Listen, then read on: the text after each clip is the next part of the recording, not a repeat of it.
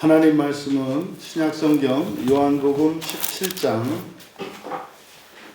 4절에서 6절까지입니다. 신약성경 176쪽입니다. 찾으신 분은 한 목소리로 함께 읽겠습니다. 아버지께서 내게 하라고 주신 일을 내가 이루어 아버지를 이 세상에서 영화롭게 하였사오니 아버지여 창세전에 내가 아버지와 함께 가졌던 영화로서 지금도 아버지와 함께 나를 영화롭게 하옵소서. 세상 중에서 내게 주신 사람들에게 내가 아버지의 이름을 나타내었나이다.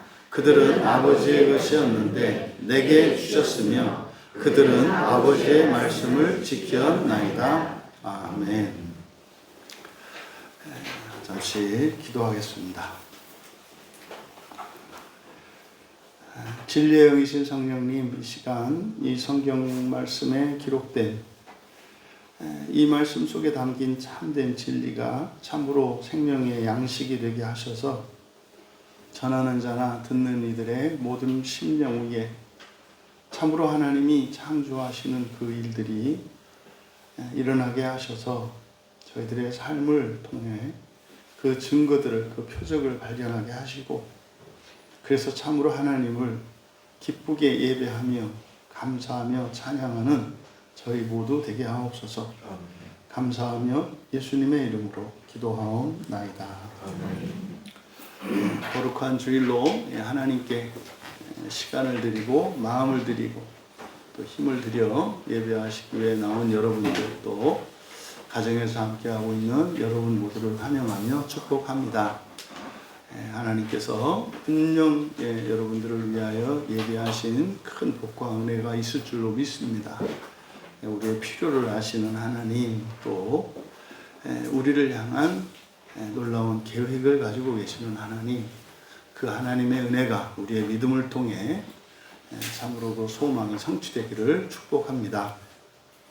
성부와 성자의 창세전 협약이라는 좀 딱딱한 제목으로 설교를 하려고 합니다. 그러니까 이제 신학적으로 이제 성경을 구약, 신약 이렇게 이야기를 하는 것처럼 이 약이라고 하는 말이 약속, 언약입니다. 언약에 관한 책이죠. 그런데 이제 조직신학적으로 이 세상을 창조하시기 전에 하나님이 계획하신 게 있고, 그 계획 속에는 우리가 알고 있는 바 성부 하나님, 성자 하나님, 성령 하나님, 이 삼위 하나님께서 서로 약속하신 게 있다는 겁니다. 그것을 이제 전문용어로 협약이라고 이야기를 합니다. 그래서 우리가 일반으로 사용하는 단어들과 성경에서 사용하는 단어들, 그리고 이렇게 조직신학적으로 사용하는 단어들의 의미상의 차이가 있다는 것을 여러분들이 기억하시고, 이제 창세전 협약이라는 것은 이 세상이 창조되기 전에 삼위일체 하나님께서 서로 간에 맺으신 약정, 이것을 말합니다. 그래서 오늘 우리가 살펴보는 본문은 바로 창세전에 하나님이 하셨던 그 약속을 발견할 수 있는 그런 본문입니다. 그리고 이제 세상이 창조된 뒤에는 하나님이 사람과 언약을 맺으시죠. 그때는 언약이라고 이야기를 합니다. 언약. 또 우리들끼리 이제 사람들 사이에서 맺는 것은 계약이라고 하죠. 그래서 누구 간에 맺는 그 계약이냐에 따라서 협약, 언약, 계약 이렇게 이야기합니다. 여러분들은 학교에서 이미 중고등학교 시절에 사회에서 계약사상이라든지 이런 것들을 배우셨죠. 그것은 사실은 성경에 이 언약에 기초하는 것이고, 그 언약이 있기 전에 삼위 하나님 간의 협약이 있었다는 겁니다. 굉장히 중요한 내용입니다. 이것은 오늘날 많은 기독교 여러 교단과 교파 사이에 있는 이러저러한 이제 논쟁점들이 많이 있는데, 사실은 많은 문제들이 이 하나님의 협약에 대해서 이해를 하면 이렇게 평화롭게 해결될 수 있는 그런 중요한 주제이기도 합니다. 요한복음 17장은 굉장히 특별히 중요한 장이다.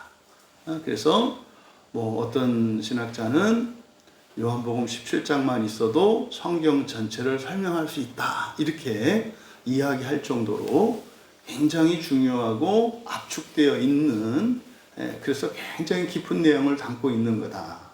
이게 실제로 요 17장 한 장만 가지고도 두꺼운 책 이렇게 3권으로 설교하신 분도 계세요. 그래서 이 말씀을 읽는데 정말 이제 오늘 제가 하는 설교는 예전에 또 우리 박정란 집사님이 또 교회 단톡방에 올려주셔가지고 예전에 이제 소망을 주제로 설교할 때 그 요한복음 17장을 설교했던 적이 있거든요. 그때도 이제 영생에 대해서 하고 이제 했었는데 저도 이제 덕분에 다시 다 들어봤습니다. 들으면서 그때보다 내가 조금 자랐구나, 성장했구나, 이제 그걸 느낄 수가 있었어요. 지금 요한복음 17장을 펼쳐가면서 사실 이 요한복음 17장 3절, 이 어찌 보면 이 요한복음 17장 3절이 17장 내에서도 가장 중요하다고 할 수 있는 절입니다.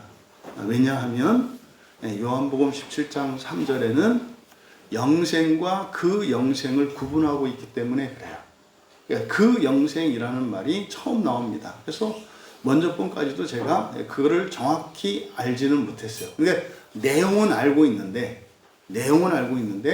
그래서 성경에서 그걸 정확하게 구분은 하고 있지 않았어요. 그래서 먼저 했던 설교를 들으면서 잘 모르면서도 뭐 틀리지 않게 설교를 했구나. 하지만 잘 모르는 게 있었구나. 그 핵심이 뭐냐면 영생과 그 영생입니다. 영생과 그 영생. 그래서 이게 굉장히 중요한 내용이에요. 그래서 이 3절에 다시 한번 직역한 거를 이제 사역한 걸 읽어드리면, 그런데 이것이 그 영원한 생명입니다. 그래서 그들이 당신 곧 그 유일하신 참 하나님과 당신께서 보내신 예수 그리스도를 알 것입니다. 그러니까 우리말 성경은 번역이 불충분하게 되어 있습니다.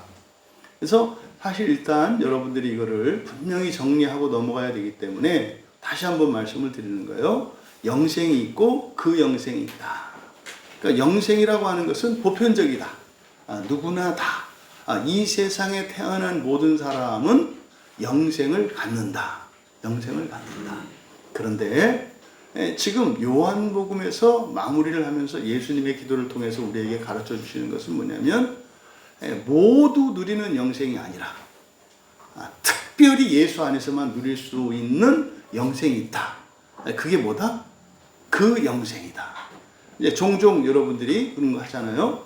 예수를 믿어야 구원받습니다 할 때 그 구원이라고 하는 의미가 그 영생을 말한다는 거예요. 이제 그 영생은 뭡니까? 그 구원이거든요. 그 구원. 구원이라고 하는 개념을 어떻게 정의하느냐에 따라서 여러 가지 의견이 있을 수 있습니다. 그런데 그 영생의 핵심이 뭐예요? 그 영생의 핵심이 사실은 이것이 그 영생입니다 라고 할 때, 지금 보통은 이 3절을 설교할 때 이제 뒤에 있는 내용에 초점을 맞춰서 영생이라는 것은 유일하신 참 하나님과 그가 보내신 자 예수 그리스도를 아는 것이다. 이제 우리말 성경대로 이해를 하는 바람에 한국 교회 안에 지성주의적 성향이 강해요. 그러니까 뭐예요? 아는 게 영생이다. 그러니까 그럼 뭐 하면 되는 거예요? 참 하나님에 대해서 공부하고 또 예수 그리스도에서 공부하면 그게 영생이다. 그러니까요, 영생은 무엇에 비례해요? 지식의 양에 비례한단 말이에요. 정확한 지식, 그리고 지식의 양에 대해서 비례한다고요. 그래서 그것 때문에 성경은 안 보고 이렇게 성경에 관한 책들, 우리가 사경의 주제가 여호와를 아는 것이었지 않습니까? 그래서 여호와를 아는 것과 여호와에 대해서 아는 것은 다르다. 그래서 한국 교회의 그리스도인들의 신앙생활의 중심이 공부하는 게 돼 있다고요. 특히 장로교는 더욱이 심하죠. 그래서 그것에 가장 근거되는 구절이 바로 이 요한복음 17장 3절이거든요. 근데 요한복음 17장 3절을 정확하게 원문대로 번역해 보니까 뭐다? 이것이 그 영생이다. 그래서 3절만 보면 안 되는 거죠. 그럼 이것이 그 영생이다 라고 할 때 그 영생이라고 하는 의미는 뭐예요? 바로 앞에 2절에 있는 내용이란 말이에요. 2절이 뭡니까? 영생을 모든 사람들에게 나누어 주는 거라고요. 기독교인과 다른 종교인들의 차이가 뭘까요? 라고 이 그 영생과 관련해서 말하면 다른 종교인들은 영생을 자기가 벌어서 자기가 먹고 자기가 쓰는 거예요.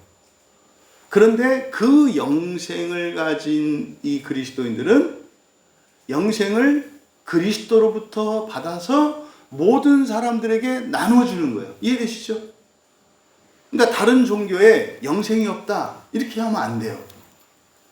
우리는 그동안 그냥 영생은 그리스도인만 가지고, 그러니까 이제 뭐 말도 안 되는 주장을 하니까 사실 이게 설명도 제대로 안 되고, 그러니까 그냥 막 억지 부리고 고집만 세고 못 알아듣는다 그러면 넌 믿음이 없다, 너는 마귀의 자식이다, 뭐 이런 식으로 진짜 옛날 글자도 모르던 무식하던 그때 사람들처럼 하면 안 되죠. 그래서 그 영생의 핵심적인 개념이 뭐예요? 영생을 어디서 받는다? 그리스도로부터, 예수 그리스도로부터 받는 것. 그 다음에 그 영생을 어떻게 한다? 모두에게 나눠준다. 이게 기독교의 핵심인 거예요. 다른 데서 받는 게 아니라 예수님으로부터 받아서, 그리고 그것을 어떻게 해요? 모든 사람들에게 나누어 주는 것이 그 영생이에요. 그래서 성경에서 말하는 구원의 핵심, 그러니까 여기저기에서 영생을 준다 하더라도 그것은 네가 받고 너 하나밖에 쓸 수 없는 거야, 이런 의미가 내재되어 있죠. 그런데 예수 그리스도로부터 받는 영생은 어떤가요? 내가 누리고 모두에게 나누어 주어도 이게 마르지 않는 영생이야, 이런 개념이죠. 그래서 왜 이게 이제 잘 이해가 안 되냐면, 영생이라고 번역한 이 영원한 생명, 이걸 줄여서 영생이라고 하는 건데, 영원한 생명이라고 하는 이 말의 원래 사전적인 이 단어 아이오니우스라고 하는 이 말의 의미는 뭐다? 시대라고 했어요. 시대. 그래서 영원한 생명이라고 되어 있습니다만 실제로 문자적으로는 시대의 생명이라는 뜻이고요.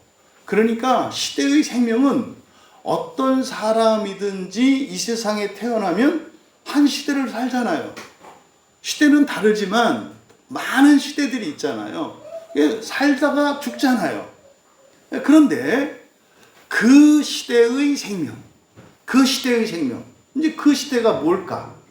그 시대는 바로 이제 요한계시록 끝에 가서 그것을 천년의 통치 기간이라고 하고, 부활하여 온 세상을 이제 재창조하는, 완전히 회복하는 그 일에 참여하는 것, 그 일을 하는 시대, 그때를 천년의 통치 기간, 이제 그것을 우리 기독교 내에서는 천년 왕국이라고 이야기한다 이 말이에요. 그럼 이제 사실은 예수님을 믿는 목적이 무엇입니까? 그 영생을 위한 거예요. 그러니까 그 시대의 생명, 그 시대의 삶을 위한 거다 이 말이에요. 이게 우리가 다른 종교를 갖지 않고 예수님을 믿고, 그리고 다른 것이 아니라 오직 성경만을 가지고 예수님을 믿는 이유가 바로 여기 있어요. 그러면 이제 우리의 신앙생활, 여러분 개인의 경험과 주변에 있는 그리스도인들의 신앙하는 방식과 신앙의 목적, 이것을 한번 돌아보시란 말이에요. 그 영생이라고 하는 점에서. 그러니까 사실은 이게 요한복음을 쓴 요한조차도 그때 당시에 교인들에게 직접 가르쳤단 말이에요. 그런데 이게 잘 가르쳐지지 않았어요. 전달이 안 됐다고요. 그래서 그 영생에 대한 부록이 요한일서예요. 그래서 이 그 영생이라는 말은 요한복음 17장 3절에 처음 등장하는데, 이제 이 말이 요한일서에 등장을 합니다. 그래서 여러분, 기독교인은 뭡니까? 하나님으로부터 은혜를 받아서 그 은혜를 세상의 모든 사람들에게 흘려보내는 사람들을 기독교인이라고 한다 이 말이에요. 그럼 여러분들이 알고 있는 기독교인과 또 여러분들이 지금까지 신앙생활을 해왔던 여러분들의 마음가짐과 여러분들의 삶을 되돌아보시라는 말이에요. 그러니까 이것이 지금 굉장히 왜곡되어 있다는 것을 알아요.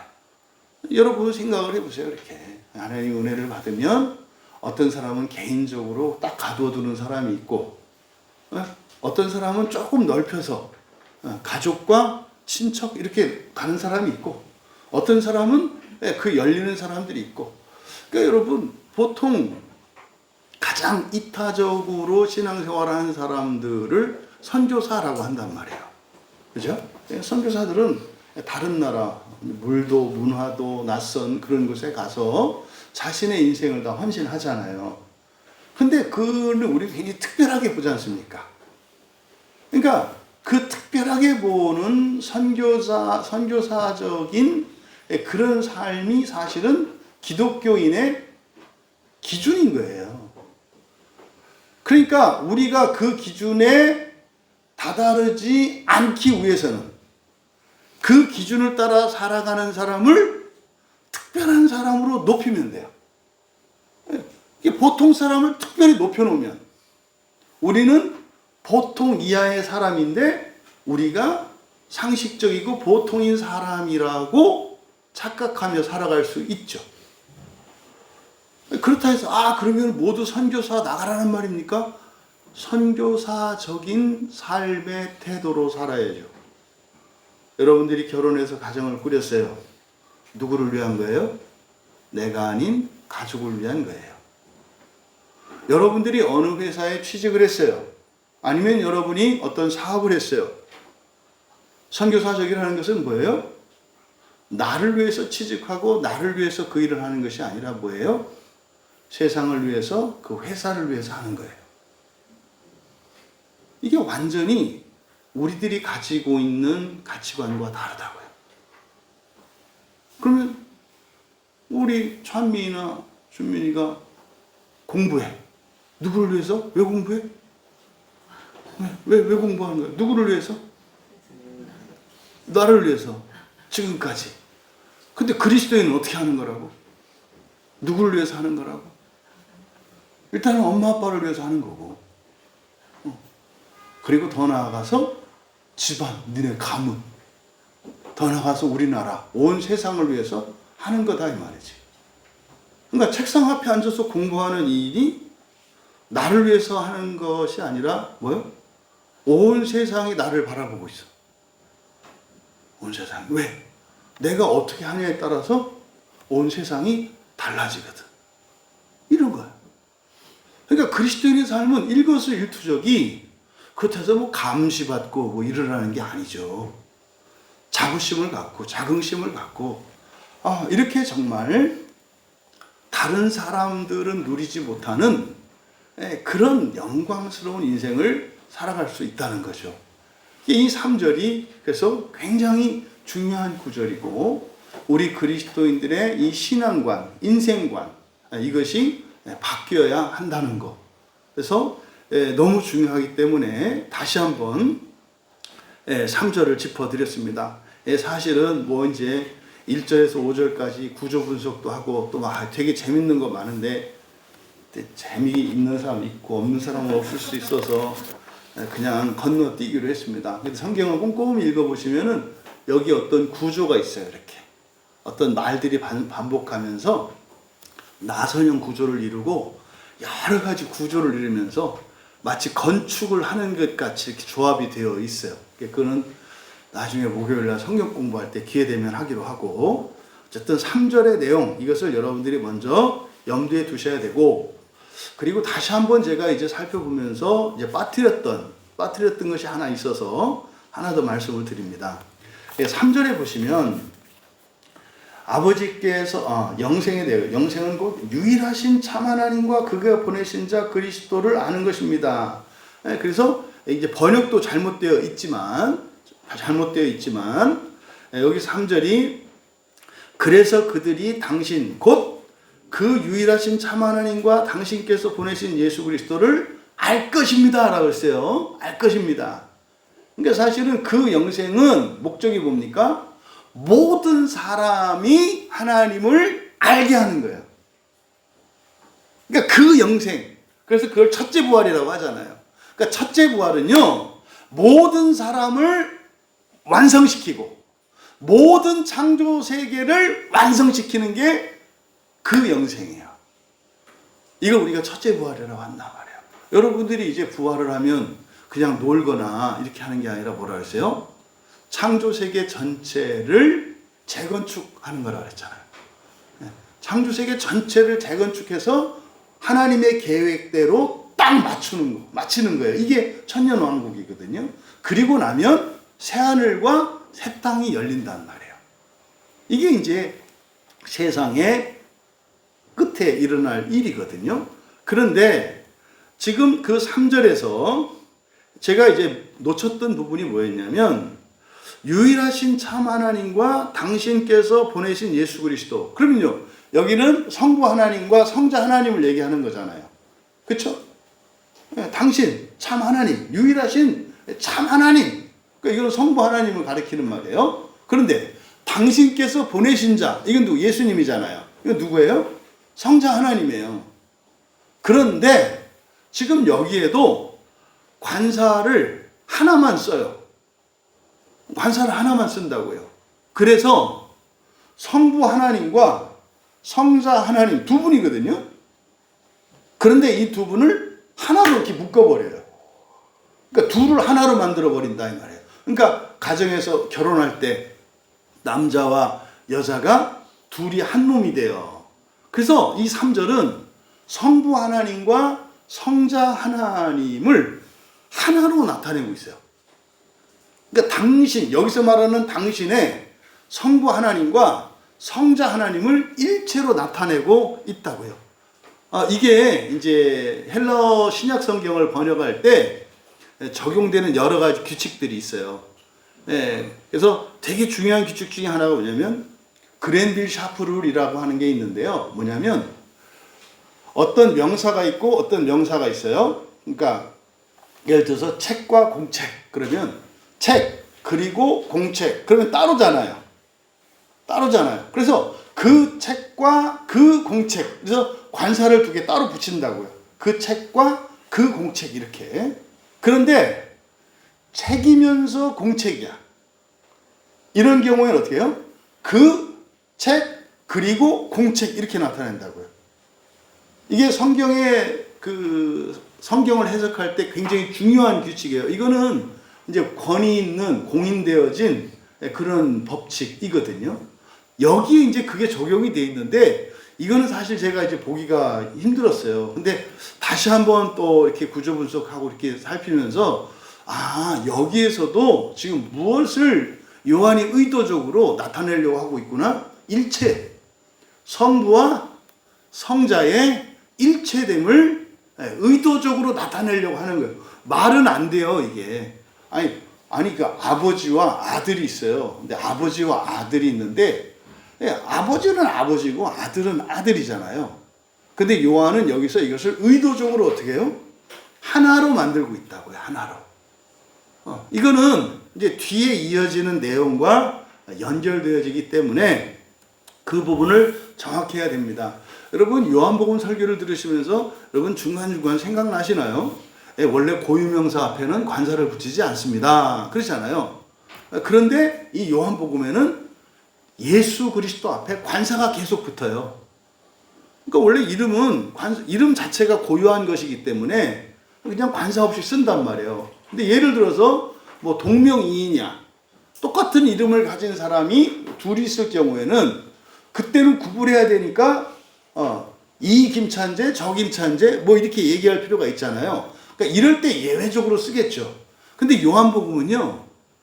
예수님의 특별한 경우를 제외하고 그냥 예수님 앞에 항상 관사가 붙어요. 근데 지금 여기에도 원래 예수 그리스도 할 때도 앞에 관사가 붙어야 되거든요. 3절에. 근데 여기 안 붙어 있어요.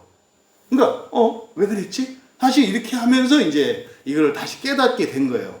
그냥 별 생각 없이 당연히 성부 하나님, 성자 하나님 뭐 이렇게 이제 봤었는데 이거를 지금 일체로 나타내고 있다. 근데 이것 때문에 제가 이제 한 가지 정리하게 된 게 있어요. 왜냐하면 마태복음이나 마가복음, 누가복음 이 공관복음에도 예수님 앞에 관사를 쓸 때가 있고 안 쓸 때가 있거든요. 그리고 이제 요한복음은 거의 다 써요. 몇 구절을 제외하고는 다 써요. 그래서 이번에 그걸 이제 다 찾아보게 됐어요. 그러니까 요한복음에서는 예수께서 대답하여 이르시되 라고 할 때 그 예수께서 대답하여 이르시되 라고 할 때 그때에만 제외해요. 관사를 안 써요.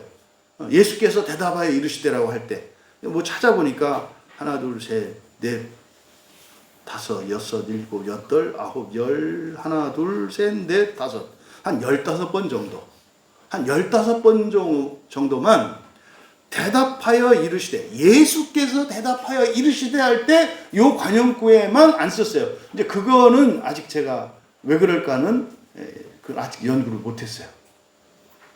어쨌든 요한복음에서는 예수님 앞에 뭐가 붙는다? 관사가 붙는다. 그럼 왜 요한복음만 그러지? 그래서 다른 공관복음을 봤어요. 그랬더니 이제 다른 공관복음은 요한복음처럼 전부 다 예수님 앞에 관사를 쓰진 않아요. 그리고 예수님 앞에 관사를 쓰게 되는 기준점이 있더라고요. 그래서 마태복음 2장 1절 이후로 동정녀 탄생을 한 예수를 가리킬 때 그 예수 그래요. 그러니까 동정녀 탄생을 의미해요. 마태복음에서는. 그 예수 그러면은 여자의 몸에서 태어난 예수를 지칭해요. 마태복음에서는. 그리고 항상 그 예수라고 하는 건 아니에요. 그 다음에 마가복음에서는 요한에게 세례받으신 그리고 그 세례를 주었던 요한이 죽고 난 뒤에 세례 요한을 계승한 예수를 나타낼 때 그 예수라고 해요. 의미가 달라요, 이렇게. 그래서 세례를 받으시고 세례를 줬던 그 세례 요한이 죽고 난 뒤에 그때부터 예수님을 그 예수라고 해요.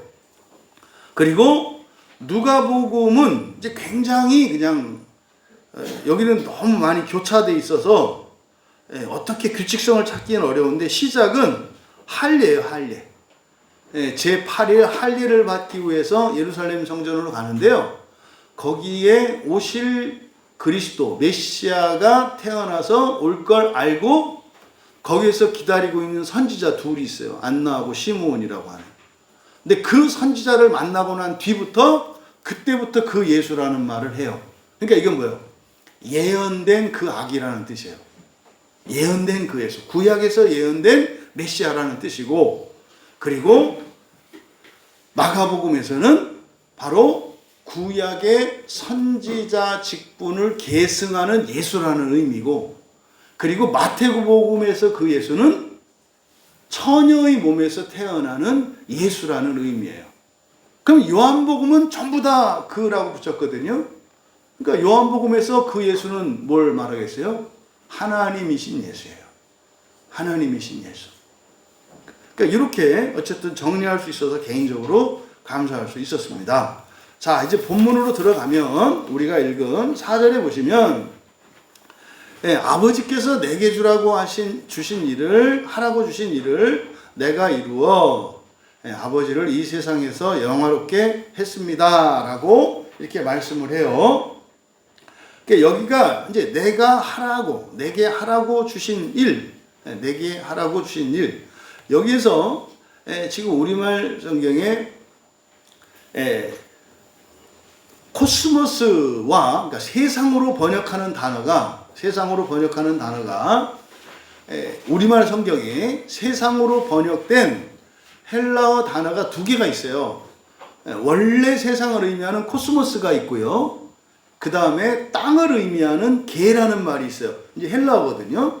그러니까 게는 땅이에요, 땅. 그러니까 하나님께서 천지를 창조하시니라 그랬을 때 땅, 그 땅이거든요. 그러니까 천지가 뭐예요? 세상이고요. 그러니까 세상에는 천이 있고 지가 있다 이 말이에요. 그런데 우리말 성경에서는 그것을 구분하지 않고 그냥 땅이나 세상을 똑같이 세상이라고 번역을 해 놨다고요.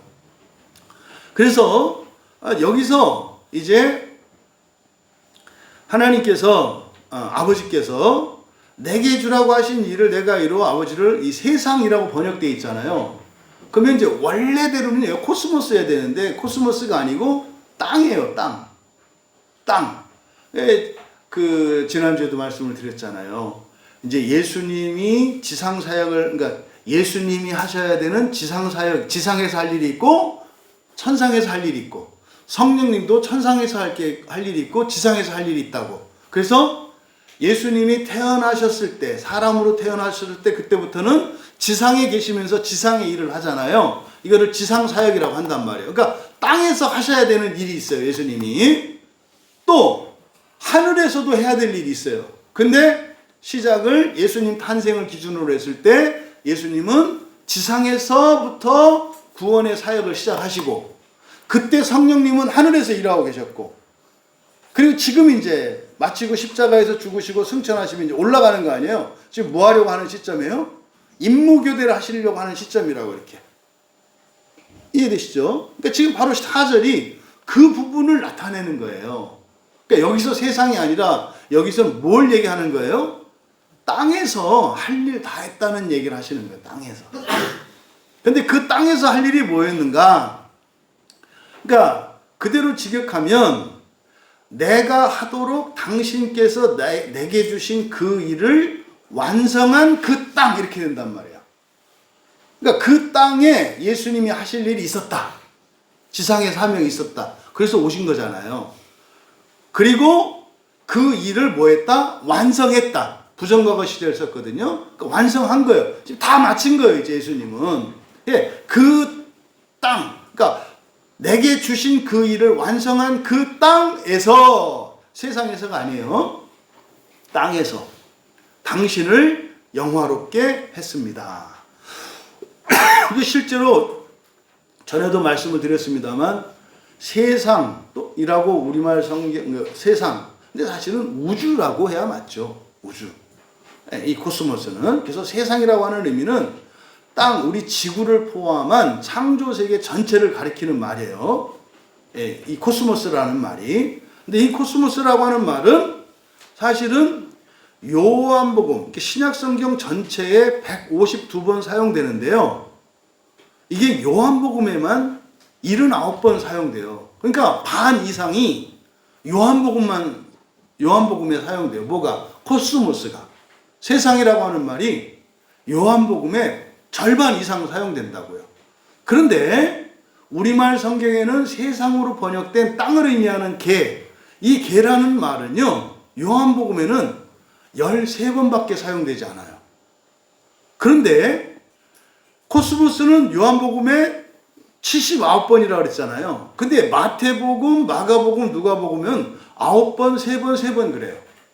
마태복음에 9번, 마가복음에 3번, 누가복음에 3번. 합쳐봐야 15번이잖아요. 이 코스모스는. 근데요, 그러니까 요한복음은 관심이 어디에 있어요? 코스모스에 있어요. 코스모스에. 창조세계 전체에 관심이 있다고. 그런데 마태, 마가, 누가 그리고 상대적으로 관심이 적은 게 요한복음은 뭐예요? 땅이에요. 왜? 13번밖에 안 쓰여. 땅은. 그런데요, 마태복음에 42번. 마가복음에 19번, 누가복음에 26번. 그러니까 마태, 마가, 누가, 요한복음 중에서 가장 땅에 대해서 관심을 많이 표현하는 게 어디예요? 마태복음이에요. 왜요? 유대인들이 땅에 관심이 많아요. 마태복음은 유대인들을 향해서 쓴 책이거든요. 그래서 마태복음의 특징이 뭐냐면 세속성이에요. 세속성. 그래서 이 땅에서 잘 먹고 잘 살고 부자 되고 이게 유대인들의 1번의 관심사예요. 이게 구약에서 이스라엘이 멸망당한 이유거든요. 우상 숭배한 이유거든요. 무엇 때문에? 이 땅에서 벗어나질 않아요. 고개를 들지를 않아. 그래서 이 요한복음 17장에서 시작할 때 예수님이 어떻게 한다고 그랬어요? 눈을 들어 하늘을 봤다 그랬잖아요. 그러니까 이게 되게 상징적인 의미예요. 그래서 마태, 마가, 누가는 관심이 어디에 있다? 상대적으로 땅에 있다. 그러니까 이 땅과 세상 전체, 우주 전체를 비교했을 때 마태, 마가, 누가는 땅에 관심이 훨씬 더 많아. 그 가운데에서도 마태복음이 가장 많아. 그런데 요한복음은 땅이 아니라 창조세계 전체에 관심이 많아. 그러니까요, 세계관이 어떻게 되는지 아시겠죠? 결국 마태복음에서 요한복음으로 가면 세계관이 어떻게 돼요? 이 땅에서 창조세계 전체 세상으로 우주적인 세계관으로 확장되는 걸 알아요. 그래서 이 성경의 세계관은 우주적 세계관이다 이렇게 말하거든요. 그러니까 우주적 세계관, 전인적 인간관 이런 거는 조금 성경 공부한 사람들은 다 알거든요. 그런데 그리스도인들이 그러냐고요. 전인적으로 살려고 하고 우주적인 세계관을 갖고 사느냐고요. 아니잖아요. 그러니까 우리가 그냥 배워서 아는 거, 이게 뭡니까? 이게 하나님에 대하여 아는 거지. 하나님을 아는 게 아니라. 그러니까 여러분들이 부모님 댁은 어떻게 해요? 찾아가잖아요. 근데 옆집 내가 잘 아는 친구, 동네 친구의 부모님 얘기는 맨날 얘기하니까 많이 들어서 알 수 있잖아요. 근데 한 번도 안 가잖아요. 왜? 아는 사람이 아니니까. 대해서는 아는데 알질 않으니까요. 뭐 찾아갈 일이 없죠. 근데요, 갔다 오면 그 같은 갔다 오면 막 얘기하거든. 뭐 우리 어머니는 뭐가 떴고 우리 아버지는 뭐가 떴고. 그래서 막 가족보다도 뭐 그 집 그 친정 사정을 더 많이 아는 주변 사람이 있을 수 있어. 아는 것과 대해서 아는 것은 다르다. 그죠? 그러니까 지금 여러분들이 이게 성경에서 이야기하는 이런 진전, 이런 세계관의 진전, 사람에 대한 진전, 이런 것들을 여러분들이 이렇게 받아들이셔야 한다. 그러면 이제 본문에서 그 땅이라고 하는 것은 예수님이 하셔야 될 일이 있어. 그렇죠? 그래서 오신 거예요. 그 할 일 하시려고. 그런데 어떤 일이 있다고. 그 땅에서 내게 주신 그 일. 그러니까 예수님이 하셔야 될 그 일이 정해져 있다 이 말이에요. 그런데 말입니다. 이 그 일이라고 했을 때 그게 뭡니까? 여러분들이 알고 있는 거. 그러니까 예수님이 이 땅에 오신 목적에 대해서 밝히셨거든요. 성경에 보면 이제 요한복음에서 내가 이 땅에 온 이유는 그래서 와서 그러니까 왜 오셨는지, 뭔 일을 하려고 오셨는지 앞에서 쭉 밝혔어요. 맨 처음에 요한복음 3장 16절에서 하나님이 예수님을 보내신 목적에 대해서 밝히죠. 왜 보냈다 그래요? 네, 세상을 사랑해서 뭐 하려고? 그냥 영생을 얻게 하는 게 아니에요. 멸망하지 않고 영생을 얻는 거예요. 영생이라고 하는 것은 시대 생명으로서 태어난 사람들은 다 갖는 거라 그랬잖아요. 근데 죽잖아요. 근데 예수님이 오신 목적은 뭐예요? 생로병사의 문제를 해결하러 오셨다는 거예요. 생로병사의 문제를 해결하러 오셨다는 거예요. 그게 요한복음 3장 16절의 핵심적인 내용이에요. 근데 구체적으로 예수님이 하실 일에 대해서 요한복음 6장 38절에서 그래요. 내가 하늘에서 내려온 것은 무엇을 행하려 함이라 그래요. 무엇을 행하려 함이라. 이때 무엇을 행하느냐? 나를 보내신 이의 뜻. 그러니까 성부 하나님이죠. 나를 보내신 이의 뜻을 행하려 합니다. 내 뜻이 아니라 보내신 이의 뜻을 행하러 온 거야 그래요. 그러면 지금 4절에서 하라고 주신 그 일은 내 뜻대로 하라는 게 아니라 누구의 뜻대로 하라는 거예요? 아버지의 뜻. 그런데 성경에 뜻을 나타내는 말이 2개가 있어요. 이거는 굉장히 중요한 의미예요. 굉장히 중요한 의미예요. 하나님의 뜻을 나타내는 2개의 단어가 있는데 하나는 바뀔 수도 있는 뜻이 있어요. 하나는 절대로 바뀌지 않는 뜻이 있어요. 이거를 바뀔 수 있는 뜻을 뗄레마. 뗄 수 있으니까 뗄레마. 그리고 절대로 바뀌지 않는 거. 불어도 안 떨어져. 불레. 그래서 불레와 뗄레마가 있다고. 또 이것도 헷갈려가지고 그때는 부니까 떨어지니까 불레였나? 이렇게 하시면 안 돼. 뗄레마는 길잖아요. 그러니까 뗄레마는 바뀔 수 있어. 근데 짧은 거 불레는 바뀌지 않는 뜻이에요. 이해되셨죠? 근데 이거는 이제 뭐 나중에 이제 뭐 기회가 되면 보겠습니다만 다윗이 하나님의 뜻을 행했어요. 보세요, 여러분. 불례를 행하는 것과 뗄레마를 행하는 것, 어느 게 더 잘하는 걸까요? 불례를 행하는 것과 뗄레마를 행하는 것 중에 어느 게 더 잘하는 걸까요? 예? 불례. 그러니까 뭐 집에서 얘기해 볼까요? 집에서 당연한 거, 어기면 안 되는 거 뭐 있죠? 뭐 자녀들이 밤에 집에 들어오는 거, 그잖아요. 그러니까 이거는 그러니까 이제 상대적으로 그렇다 이 말이에요. 또 우리 자녀들 뭐 안 들어갈 수 있는데 왜요? 뭐 이렇게 그렇게 하지 말고 제발 그냥 상식적으로. 그러니까 그냥 집에 들어가고 나가고 하는 거. 제때 학교 가고 저녁 되면 들어오고, 이게 이제 일반적인 규칙 불례잖아요. 근데 뗄레마는 뭐예요? 어느 날 왔는데 집안 청소를 애들이 다 해놨어. 그거는 내 뜻이지만 말할 수는 없는 뜻이지. 그렇잖아요. 그러니까 그냥 바라는 거 있잖아요. 바라는 거. 뭐 가끔 바라는 거. 그럼 여러분, 그 뗄레마를 한 것과 불례를 한 것, 어느 게 더 잘한 거예요? 이해되시죠? 그러면 다윗은 불례를 했을까요? 뗄레마를 했을까요? 이거 제가 이번에 알게 됐어요. 사도행전 13장에서. 다윗은 불례를 했다고요. 불례를. 뗄레마를 한 게 아니라 불례를 했대요. 그러니까 뭐요? 마땅히 해야 할 거를 한 것뿐이래요. 불례. 근데 지금 예수님은 뭘 하셨다 그래요? 뗄레마를 하셨대요. 뗄레마에는 가변적인 뜻인데 두 가지가 있는 거 아시죠? 뗄레마에는 뭐가 있어요? 순종과 불순종이 있어요. 뗄레마에는. 그러니까 불례는 불순종하면 죽어요. 불례는 그 자체가 그냥 뭐 안 하면 죽여 이런 의미가 아니라 그냥 스스로 멸망하는 거예요. 불례를 안 지키면. 그래서 하나님은 죽여서라도 구원하신다고요. 근데 뗄레마는 불순종했다고 죽이지 않아요. 그 대표적인 게 에덴 동산에서 아담과 하와가 그걸 따먹었을 때 먹으면 반드시 죽을 거야 그랬지만 그 뜻은 불례였어요? 뗄레마였어요? 뗄레마였던 거야. 그래서 그걸 따먹었는데도 금방 죽이지는 않는다고. 근데요, 죽긴 죽어. 죽긴 죽어. 왜? 수명이 있으니까. 그래서 뗄레마를 하는 것이 훨씬 잘하는 거예요.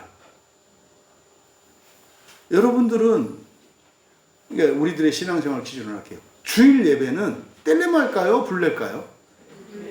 불례이면서 뗄레마이기도 해요. 왜? 선택할 수 있는 거거든, 사실은. 근데 세례받은 신자들에게는 주일 예배에 나오는 것은 불례예요. 그러니까 세례받은 신자들에게는. 그러니까 세례 안 받은 사람들에게는 뗄레마야. 띄엄띄엄 할 수 있어, 뗄레마. 근데 세례받은 신자들에게는 불례가 돼. 왜요? 여러분이 서야겠거든요. 사람들이 그걸 잊어요. 여러분들이 맨 처음에 세례받을 때 그거 서약을 한단 말이에요. 그래서 자기가 불례로 삼겠다고 했다고요. 그래서 세례받은 신자들의 경우에는 불례를 하지 않으면 어떻게 되는 거예요? 이거는 죄를 짓는 거예요. 이건 죄를 짓는 거라고. 근데 세례받지 않은 신자들이 예배 나오는 건 뭐예요? 순종을 하는 거예요. 잘하는 거예요. 그 사람들에게는. 근데 예배 나오는 게 어떤 사람에게는 뗄레마, 어떤 사람에게는 불례가 된다 이 말이에요. 그러니까 그럼 세례 괜히 받았네. 이렇게 하면 안 되지. 수준이 높아지는 거죠. 수준이. 그러면요, 세례를 받은 사람들에게 뗄레마는 뭘까요? 권능을 받고 안 받고예요. 그러니까 교회 나오고 안 나오가 이게 선택의 문제인 게 좋습니까? 권능을 받고 안 받고가 선택의 문제인 게 좋습니까? 이제 꼭 그러면 여러분들은 그러지. 그러니까 교회 나오는 것은 내 뗄레마로 하고, 그리고 권능을 받는 건 불례로 하자. 그렇지. 그러니까 교회 오고 안 나오고는 내 마음대로 하고, 권능을 무조건 오기만 해도 주는 거는 그걸 불례로 하자. 이렇게 이제 의견을 제시하지. 얼마나 똑똑한지. 그러니까 천사보다 낫단 말이에요. 천사들은 절대 그렇게 생각을 못해. 절대. 어쨌든 불례와 뗄레마 구분하시겠죠. 그러니까 여기서 예수님이 하신 것은 무엇이었다? 하나님의 뗄레마라고. 그럼 뗄레마에는 뭐가 있어요? 선택이 있어요. 에덴 동산의 아담은 하나님의 뗄레마를 어떻게 했어요? 불순종했죠. 그럼 예수님은 뭐 했다는 거예요? 순종했다는 거예요. 그렇게 해서 예수님 안에서 불순종도 순종한 게 되는 거죠. 그렇잖아요. 내일 아침까지 포스터를 그려오라고 했는데 애가 안 하고 퍼져서 잤어. 불순종했단 말이에요. 근데 저것이 전혀 안 할 것 같아. 한만 해도 안 되겠다 싶어가지고 아니야. 그냥 내비두고 선생님한테 혼나가지고 다음번에 하게 해야 돼. 밤새 갈등하다가 이제 엄마가 새벽에 밤새 뜬누러져서 아유 그래도 내 새끼 또 저거 안 되겠고 하면 안 되겠다. 그래서 또 그냥 새벽 5시에 일어나가지고 또 그 포스터 그리는 거 아니거든. 그래서 돼요? 엄마가 해줘서 숙제한 걸로 했지. 근데 애는 안 했지. 근데 됐지. 이게 예수 그리스도의 순종으로 우리의 불순종이 순종이 되죠. 이게 합력하여 선을 이룬다 이 말이에요. 그러니까 지금 예수님께서 바로 하신 일 요한복음 6장 38절에서는 어떤 뜻이다? 하나님의 뗄레마라 그랬어요. 그래서 아버지의 뜻을 행하려 한다 할 때 여기서는 봅니다. 이거는 이때 뜻이라고 하는 것은 순종을 의미하는 거예요. 네. 순종하러 왔다 이 말이에요. 그 다음 요한복음 10장 10절에서는 내가 온 것은 양으로 어떻게 해요? 생명을 얻게 하고 더 풍성히 얻게 하려 하는 것이다. 이제 여러분들은 이 말이 이해될 거예요. 네. 옛날에는 생명을 얻게 하고 더 풍성히 얻게 하라. 그러니까 돼요? 생명을 얻고 돈을 많이 주나 보다. 이렇게 옛날에 이렇게 이해했단 말이에요. 근데 여러분 양의 생명보다 더 풍성한 생명이 어떤 생명일까요? 사람인 거예요. 그러니까 양에게 영생을 주고 생명을 주고 더 풍성히 준다는 것은 뭐 얘기하는 거예요? 본성의 변화를 말하는 거예요. 양을 뭘로 바꾸신다? 사람으로. 여기서는 목자로 바꾸시는 거죠. 그러니까 요 얘기인 거예요. 요한복음 10장 10절이. 그러니까 요한복음 10장 10절에서 나타나는 예수님이 이 땅에 오신 일, 지상에서 하셔야 되는 일, 뭐 하는 거예요? 양을 사람으로 바꾸고 짐승 같은 사람을 영적인 사람으로 바꾸는 일, 부활이라는 거죠. 또 요한복음 12장 47절에서는 오신 목적에 대해서 밝혀요. 세상을 심판하려고 하는 게 아니라 세상을 구원하려고 한다. 누구를 구원한다고요? 세상. 장로교인만 구원한다고 그랬어요? 기독교인만 구원한다고 그랬어요? 열심히 다니는 사람만 구원한다고 그랬어요? 착한 사람만 구원한다고 그랬어요? 우리나라만 구원한다고 했어요? 아니잖아요. 뭐라고 하셨어요? 세상을. 이때 세상은 코스모스거든요. 그럼 코스모스는 뭐예요? 지구뿐만 아니라 우주 전체를 말한다니까요. 이런 얘기하면 이단이라고 그래요. 왜? 구원은 우리만 받아야 되거든. 다른 사람들은 받으면 안 돼요. 이게 지금 전 세계 기독교의 큰 오염이에요, 이게. 근데 이게 구약의 이스라엘로부터 시작된 거였다니까요. 구약의 이스라엘이 멸망했던 이유 중에 하나가 뭐였어요? 우리만의 구원이었어요. 우리만의 구원. 근데 여러분들이 구약 성경을 읽어보면 아시겠지만 구약 성경이 그렇게 돼 있던가요? 아니라니까요. 아니 구약 성경을 읽어보면 유대인들만의 구원, 이스라엘 백성들만의 구원을 얘기하지 않아요. 그렇게 안 한다니까요.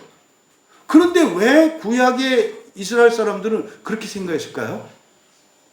보고 싶은 것만 보고 보기 싫은 건 안 본 거예요. 그러니까 성경을 전체를 보는 게 아니라 뭐예요? 보고 싶은 것만 골라서 보는. 똑같아요. 오늘날 기독교가. 여러분 우리만 구원받는 게 좋겠어요? 모두 구원받는 게 좋겠어요? 여러분 아주 상식적인 분들이에요. 근데요, 그리스도인들에게 시험을 봐요.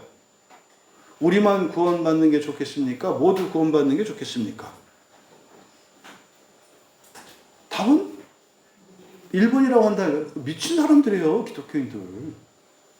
이상한 사람들이에요. 근데 그 우리도 점점점 줄어. 예수님을 믿는 기독교인도 아니야, 우리가. 예수님을 믿는 기독교인도 아니고, 그 안에서 어떻게 해요? 장로교는 장로교, 감리교는 감리교, 성결교는 성결교, 이렇게 얘기를 해요. 그럼 또, 그 안에 가면은 또, 그 안에 있는 사람도 또 다도 아니야. 장로교에서도 합동, 이제 우리가 합동이니까, 합동. 또 합동이라고 또 다 아니야. 개혁주의. 합동에서도 개혁주의. 개혁주의라고 해서 또 그 전부 개혁주의 한다고 다 아냐. 같은 신학자를 따르는 사람들. 나중에는요, 자기도 구원받을까 못 받을까 불안에 떨고 있어요. 평강이 없다니까요. 아니, 왜 이렇게 복잡하게 살지? 왜 이렇게 복잡해질까요? 모두 구원받으면 안 되니까. 왜? 몰라. 그러게요. 왜 모두 구원받으면 안 될까? 그러게. 여러분, 써있잖아요. 예수님이 오신 목적이 뭐라고요?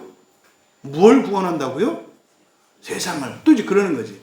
아이, 세상을 구원했다고 또 예수님이 그렇게 했다고 그걸 고지고대로 믿어요? 거기에 세상 가운데에서 믿는 자들, 믿어도 제대로 믿는 자들, 똑바로 믿는 자들, 그들만 말하는, 아니, 그렇게 안 써있잖아. 그래서 여러분, 누구와 대화하거나 의견을 주고받을 때는 문자적으로 주고받으시고 말한 대로 주고받으셔야 된다고. 제발 말 돌려서 하지 마시고, 응? 편지를 쓰는데 거기다 시를 쓰면 어떡해. 내가 너를 모르는데 네가 나를 알겠는데 그걸 어떻게 알아? 그 용돈을 달라는 거지 그걸 어떻게 하냐고. 그렇게 하지 말라고. 정확하게.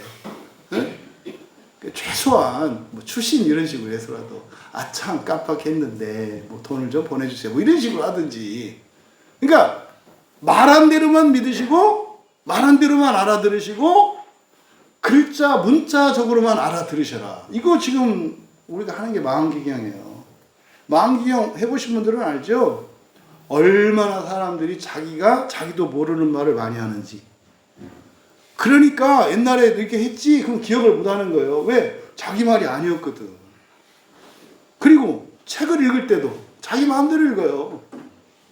소리내서 읽는 거 되게 중요해요. 그래서 왜냐하면 우리나라 말 같은 경우에는 조사가 틀리면은 그냥 끝나요. 우리 조사에 따라서 주어 목적어가 바뀌잖아요. 조사 하나를 순간적으로 잘못 보면 자기가 알고 있는 법이 있거든요. 그러니까 반대되는 내용이 나오면 자기 마음대로 바꿔서 읽어요. 여기서도 예수님이 그랬잖아요. 세상을 구원하려 함 그러잖아요. 그때 세상 할 때 최면 걸려요. 그래서 그치 세상 가운데에서 나 이렇게 생각한다고. 세상이 나야. 이렇게 바뀌어요. 이렇게. 그래서 여러분들이 특히 뭐 요즘 하여튼 우리 교회 청소년들은 책을 많이 읽어야 돼요. 에? 정말로. 앞으로는 책만 읽을 수 있어도 성공한다. 책만 읽을 수 있어도. 책을 읽고 그 내용만 이렇게 요약만 할 수 있어도 지도자 되고 막 그런다. 진짜로. 지금은요 책을 못 읽어요. 설명서를 줘도 설명서를 보고 못 알아들어요. 설명해 줘야 돼 이렇게. 또 말도 못 알아들어서 보여줘야 돼 이렇게. 무슨 원시이냐? 왜 그렇게 왜? 근데 지금 심각할 정도요. 뭐 코로나 이후로 지금 아이들 문해력이 떨어졌다는 얘기는 많이 들으셨잖아요. 동화책도 못 읽어요. 중학생들이. 못 알아듣는다고. 동화책도. 어휘력? 큰일 났어요. 뭐 이상한 단어들만 알고 그러니까 정상적인 단어들은 몰라. 말씀드리는 요지는 성경은 성경으로 보셔야 된다. 제발 여러분들이 성경을 바꾸지 마라. 사람들의 말은 말 그대로 들어야 한다. 여러분, 잘못된 사람들의 공통점이 있어요. 말도 안 되는 말을 청산유수로 해요. 말도 안 되는 말을 청산유수로 한다고. 근데 사람들은 어차피 안 들으니까 청산유수만 봐. 그리고 확실 있게 하는 것만 봐. 그 거짓말도 좀 전에 내가 밥 먹었다 그랬거든요. 좀 전에 뭐 실제로 먹었어. 근데 여기 와서 이제 딱 올라와서 그러는 거야. 아, 나 안 먹었거든요. 그럼 좀 아까 먹는 것도 받고 먹었다 얘기하잖아요. 안 먹었습니다. 정말 안 먹었습니다. 그럼 여러분들은 뭘 봐요? 내용을 보는 게 아니라 저 사람이 확신 있게 얘기하나 이걸 봐. 진짜로 안 먹었네. 나 이거 진짜 먹는 줄 반자.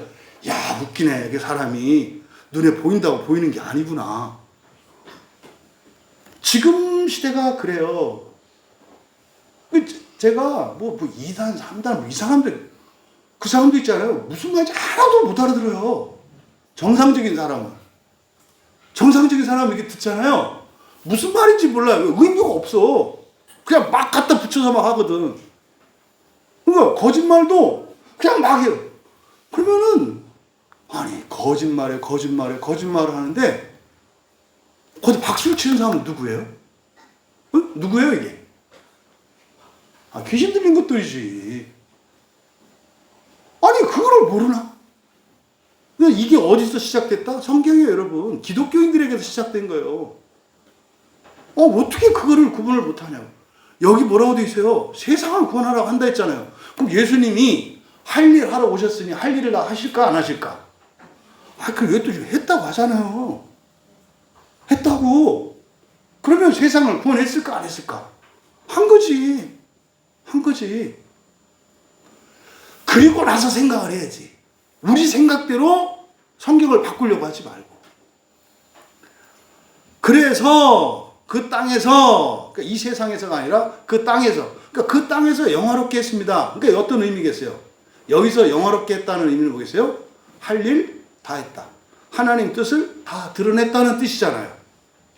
그잖아요. 그러니까 예수님이 할 일 다 했다는 거잖아요. 근데 이걸로 끝났나요? 안 끝났나요? 하나님의 일이. 안 끝났죠. 왜요? 또 다른 보혜사가 오셔서 할 일이 남아있어요. 예수님이 완성하신 게 아니에요. 누가 오셔야 돼요? 성령이 오셔서 하셔야 된다니까.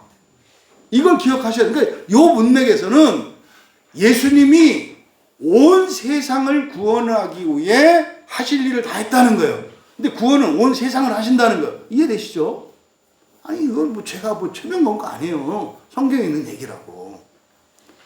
그래서 지금 4절에서 이 땅에서가 중요하다. 이 땅에서. 그러니까 땅에서 할 일 다 끝냈다. 그럼 예수님은 어떻게 하시겠어요 앞으로? 발령 나겠네. 일 끝냈으니까. 이해되시죠? 이 얘기를 하는 거예요. 그래서 사실은 여기서 말입니다. 이 4절에서 창세전에 어떤 약속, 협약이 있었다는 것을 여기서 우리가 뽑아낼 수 있는 거예요. 왜? 아버지께서 내게 하라고 주신 일, 이거 언제 주신 거예요? 성경에서 뭐라고 돼 있어요? 4절에 뭐라고 돼 있어요? 아버지께서 내게 하라고 주신 일. 근데 5절 가니까 바로 앞에 5절 가니까 뭐가 나와요? 창세 전에 대한 얘기가 언급이 나오죠. 그러니까 이 4절과 5절을 통해서 창세 전에 하나님이, 그러니까 성부 하나님, 성자 하나님 사이에 어떤 협약이 있었다는 것을 알 수 있다 이 말이에요. 그러니까 이게 창세전 하나님, 삼위 하나님의 협약에 대한 굉장히 중요한 근거 구절이에요. 그러니까 나에게 하라고 주셨던 그 일이에요. 그 일. 그게 하나님의 뜻이고 세상 구원하는 거라고. 근데 그거는 예수님이 하실 일이 따로 있고 성령님이 하실 일이 따로 있다는 것을 성경을 통해서 우리가 알 수 있잖아요. 이제는 여러분은 다 이제 설명 안 해도 되잖아요. 그게 보혜사라는 표현이란 말이에요. 하나님이 이 땅에서 하시는 구원의 일을 행하시는 것을 보혜사라고 한단 말이에요. 그러니까 성자 하나님도 하셔야 되고 성령 하나님도 하셔야 된다고. 근데 지금 여기는 이제 예수님이 하실 일은 끝냈다는 거예요. 다음 차례 이렇게 되는 거죠. 이제 성령님에 대한 이제 요청이 이제 있는 거죠, 뒤에. 그래서 여러분, 우리가 이제 이거 추론해서 생각해 볼 수 있어요. 그러니까 바로 이거는 하나님이 세상을 창조하기 전에 삼위하나님 사이에 어떤 협약이 있었어. 근데 이 협약은 구원 협약이거든요.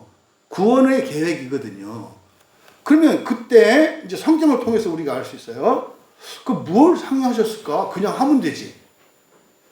뭐 상의할 일이 뭐 있어요? 성부, 성자, 성령 사이에. 마음도 뜻도 사랑도 다 하나인데 뭐 상의할 게 있겠냐고. 그러면 하나님이 아닌 하나님과 뜻이 다른 누가 있겠네. 그죠? 누구예요? 사람이지, 사람. 사람이지. 사람을 구원하려고 하는데 이 사람이 하나님의 뜻대로 안 할 수가 있는 거지. 그래서 이거를 순종과 불순종이라고 한단 말이에요. 순종은 하나님 뜻을 따라가는 거고, 불순종은 하나님 뜻대로 안 하는 거예요. 그러면 성부, 성자, 성령 삼위 하나님이 협의할 내용은 뭐였겠냐고. 순종에 대해서야 뭐 협의할 거 없지. 그대로 하면 되지. 근데 만약에 이게 불순종하면 어떡하지? 요거에 대한 협약이겠죠. 그러니까 사실은 창세전 협약이라고 하는 것은 구원 협약인데 순종할 때 구원하는 방식과 불순종할 때 구원하는 방식에 대한 협약이겠죠. 왜? 구원 자체가 하나님의 협약인데 변수가 뭐예요? 사람이 순종할 수도 있고 불순종할 수도 있어. 왜? 자유롭게 자유의지를 주고 창조하실 거거든. 그래서 불순종할 때 협약이죠. 그러니까 지금 여기는 뭐예요? 예수님이 말씀하신 이거는 뭐예요? 예수님이 오셔서 지상에서 순종하시고 죽으시고 하는 이런 일련의 예수님의 지상사역. 또 성령님이 또 보혜사로 오셔가지고 우리 마음속에 감옥에 갇혀가지고 이 감옥을 갖다가 바꿔가지고 막 그냥 뻥 뚫리게 하는 이 사역. 성령의 사역. 이게 사실은 언제 일어날 일이었겠어요? 사람이 불순종했을 때. 사람이 불순종했을 때 구원하는 방식이 성육신에서 오셔서 똑같이 사람으로 사시고 순종의 모본을 보여주시고 모든 죄를 십자가에서 대속해주는 일련의 사건. 그리고 나서도 마음을 고치시는, 다시는 불순종하지 않는 완전한 존재로 바꾸는 마음을 변화시키는 성령이 하시겠죠. 이게 불순종했을 때 성부, 성자, 성령 하나님께서 하기로 협약하신 계획이겠죠. 요 얘기인 거예요. 그럼 여기서 우리가 추론할 수 있어요. 만약에요.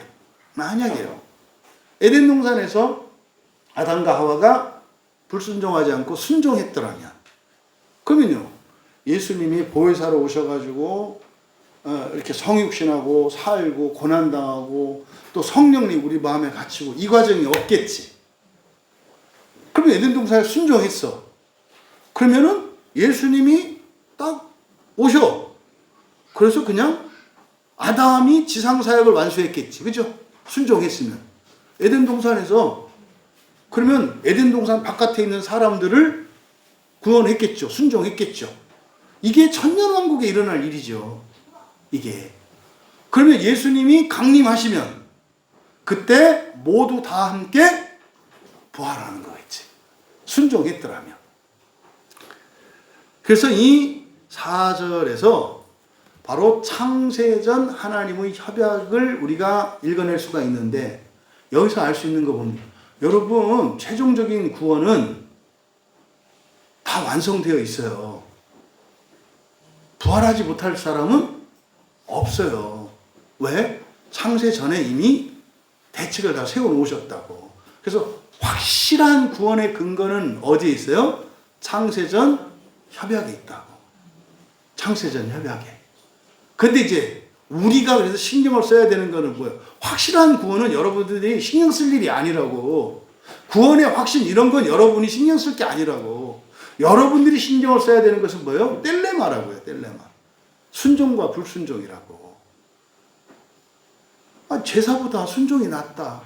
누구한테? 니들한테. 제사 드리는 것보다 순종이 나아. 순종이 나아. 이거죠. 그래서 구원의 확신 이런 촌스러운 얘기는 이제 그만하셔라. 그러니까 요한복음 17장 4절에 보면 창세전 협약에다 나와 있고 이게 구원 협약이니까 어련히 하나님이 일을 다 알아서 잘 마무리할까. 나도 내일 마무리하는데 그럼 구원 계획한 거 안 하시겠냐니까요. 그러면 뭐 다 받아야 되고 뭐 난리치 알을 치고 난리 하는데 왜 그렇게 다 구원받는 걸 싫어하나 몰라. 왜 싫어해요? 교회 다니는 게 엄청 수고해서 그래요. 억울한 거야. 내가 교회를 다니느라고 얼마나 힘들었고, 딴 교회도 아니고 광야교회 다녔는데 나는. 아니, 그럼 뭐 30분 예배 드린다고 3시간 예배 드린다고 똑같이 구원받는다고 말이 돼? 그럼 너도 받지 말고 쟤도 받지 말든지. 그것도 아니지. 그게 나한테 얼마나 천재적인지. 거의 다 사기꾼 기질이 다 있어, 사람들이. 여기서 삐끗하면 사기꾼 되는 거예요. 생각만 하면 아니고 실천하면 사기꾼 되는 거고. 그러니까 여러분들 제발 그런 촌스러운 얘기, 이제는 진짜로 촌스러운 얘기예요. 구원의 확신 이런 거는 못 배우고 진짜 모를 때 그냥 하는 얘기라고. 지금 저기 엉뚱한 데 간 사람을 다 그것 때문에 가요. 구원의 확신. 아니 지금 구한 말입니까? 지금 우리나라 문맹률이 멀쩡한 사람들이 왜 그런 데 가 있냐고. 왜 그렇다? 교회 다니기 너무 힘들어서. 물론 교회에서 일을 많이 시키긴 해. 그러니까 수고하지. 그렇다고 불만 품을 건 아니다. 여러분 기가 막힌 거죠. 이번 사경회 하면서 제가 진짜 바라는 게 그거였어요. 사경회 끝나고 나면 우리 광야교회 교인들은 막 진짜 주일을 막 기다리고 최소한 주일 예배를 막 기다리고 막 가슴이 설레고 예배 마치고 나면 막 힘이 솟고 말이에요. 틈만 나면 성경 읽고 막 이렇게 틈만 나면 드라마 키는 게 아니라 틈만 나면 성경 읽고 틈만 나면 설교 듣고. 여러분 엉뚱한 거 들어봐야 여러분 정신과 마음만 더러워져요. 진짜로. 그렇게 되기를 바라는 거였거든요. 그러면은 그 영생을 누린다고. 그 영생이 뭐라 그랬어요? 예수님으로부터 은혜를 받아서 온 세상 사람들에게 나눠줄 수 있다니까. 나눠주려면 뭐가 있어야 돼요? 없어야 돼요? 있어요. 그게 제가 얘기하는 하늘 자원이라니까요. 특히 우리 청소년들. 진짜로 많은 그것으로 세상 사람들한테 좀 나눠주기 위해서 살아가는 우리 자녀들이 됐으면 좋겠다고. 장년들도 포기하지 마세요. 지금이라도 얼마든지 그렇게 살 수 있단 말이에요. 여러분이 회사 있던 분들은 아시잖아. 회사 돈 굴려보신 분들은 몇십억, 몇백억, 몇천억 자기 손에서 막 굴리잖아요. 그때 밥 먹을 걱정해요? 안 하잖아요. 법인카드가 있잖아. 지금 그런 걱정 안 한단 말이에요. 그러니까 제발 좀 이렇게 넓은 세계관, 큰 정말 인생을 좀 살았으면 좋겠다. 제발 뭐 하지 말고 구원의 확신 이런 얘기 하지 말고 지혜로워라. 순종하면서 살아가기로 결단하고. 근데 쉽지 않다. 거기에 방해가 있고 영적인 싸움이 있기 때문에. 또 하나님한테 은혜를 받고 복을 받더라도 모두에게 나눠주려고 해도 뜻대로 잘 안 될 거다. 별의별 일이 다 일어날 거다. 그때 낙심하지 마라. 오히려 더 하나님 앞에 나와서 기도하고 용서를 구하고 은혜를 구하고 새롭게 하여 주시기를 구해라. 그리고 고난 중에도 찬양하고 감사해라. 그리고 하나님을 알아가라. 하나님과 더 친해져라 이 말이에요. 하나님과 친해져라. 우리의 구원의 확실한 구원의 근거는 어디에 있다? 창세전 협약에 있다. 창세전 협약에 있다. 우리가 마음을 써야 하는 것은 무엇이다? 이루어가야 하는 구원. 순종이다. 순종. 순종이라는 말을 제발 내 뜻대로 못하고 다른 사람 뜻대로 하는 거 하지 마라. 진짜 내 뜻대로 하는 게 순종이에요. 여러분 어른들은 다 아시죠? 옛날 학교 다닐 때 엄마 아빠가 공부해라 숙제해라 이렇게 했던 게 진짜로 여러분들이 뜨셨잖아요. 커 보니까. 몰라서 그랬었던 것 뿐이지. 그리고 뭐 어른들 인사 잘하고, 주변 사람 말 잘 듣고 친하게 지내라. 여러분 뜻이었지. 여러분들 맨날 삐지고 막 그랬지만, 지나고 보니까 그게 내 뜻이었지. 여러분 보세요. 어디 가도 사람들한테 인정받아요. 사랑받아요. 존경받아요. 좋아요, 안 좋아요? 좋아요. 그러면요. 좋은 사람으로 살게 돼 있어요. 좋은 사람으로 살려고 하는데 인정을 안 해요. 에? 잘 해주는데 욕먹어요. 여러분, 이 사람은 어떻게 살겠어요? 좋은 사람으로 잘 살겠어요? 엇나가는 거예요. 엇나가. 근데요, 아니, 칭찬할 수 없도록 그렇게 애를 쓰는데 어떻게 칭찬해? 응? 사랑할 수 없도록 그렇게 천재적으로 하는데 어떻게 사랑해? 미워할 짓만 골라 해. 욕먹을 짓만 골라 해. 그럼 어떻게 사랑해요? 그래도 그 영생을 바라는 사람들은 사랑해야지, 그렇죠? 근데 세상에 그 영생을 바라는 사람들이 많지 않아요. 경험해 보셨잖아. 교회 안에도 그 영생을 바라는 사람들 많지 않아요. 예수님의 세계명을 지키면서 살겠다고 하는 사람들 많지 않아요. 착각하지 마세요. 쉽지 않다고. 천국 지옥을 안 믿어도 아니 주변 사람들한테 좋은 평판을 놓고 인정받고 사랑받고 좋잖아요. 뭐 열심히 살고 잘하는 사람들이 왜 하는데요? 기분 좋거든요. 뭐 하면 칭찬받아요. 잘했다고. 막 사람들이 와서 야, 넌 좋겠다 이렇게 한다니까요. 근데 너는 왜 그 모양이냐? 저 찌질이. 그러면은 그 공부할 맛이 나냐니까. 그러니까 다른 사람 탓하지 말고 자기 입장에서는 자기가 그러니까 말 한마디를 하더라도 친절하게 하고 하다못해 뭘 하더라도 먼저 챙겨주고 그러면 어떻게 해요? 대접을 받는다니까요. 황금률이 그거잖아요. 대접? 받고 싶은 대로 먼저 대접해라.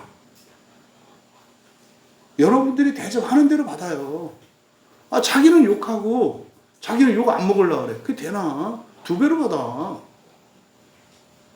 그렇게 되는 게 아니라고. 제발 여러분. 구원의 확신은 확실한 구원 어디에 있다?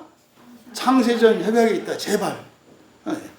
요거 하나 딱 정리하셔라. 우리가 마음 쓰고 신경 써야 하는 것은 뭐다? 순종이다. 순종 뭐야? 그 영생을 향해서 나가는 거라고. 그러니까 주께서 나에게 복을 주시면 세상의 모든 사람들에게 나누어 주겠나이다. 이거 쉽지 않아요. 거기에 우리의 믿음의 분량이 얼마만큼인지 드러나요. 하다 보면 어느 지점에서 안 되는 지점이 나와요. 거기가 내 믿음의 분량이고 사랑의 분량이고 소망의 분량이야. 그때 이제 기도하고 은혜를 구하고 말씀을 듣고 하면요 바뀌어요. 이렇게 살아가시는 거라고. 2호 5절에 아버지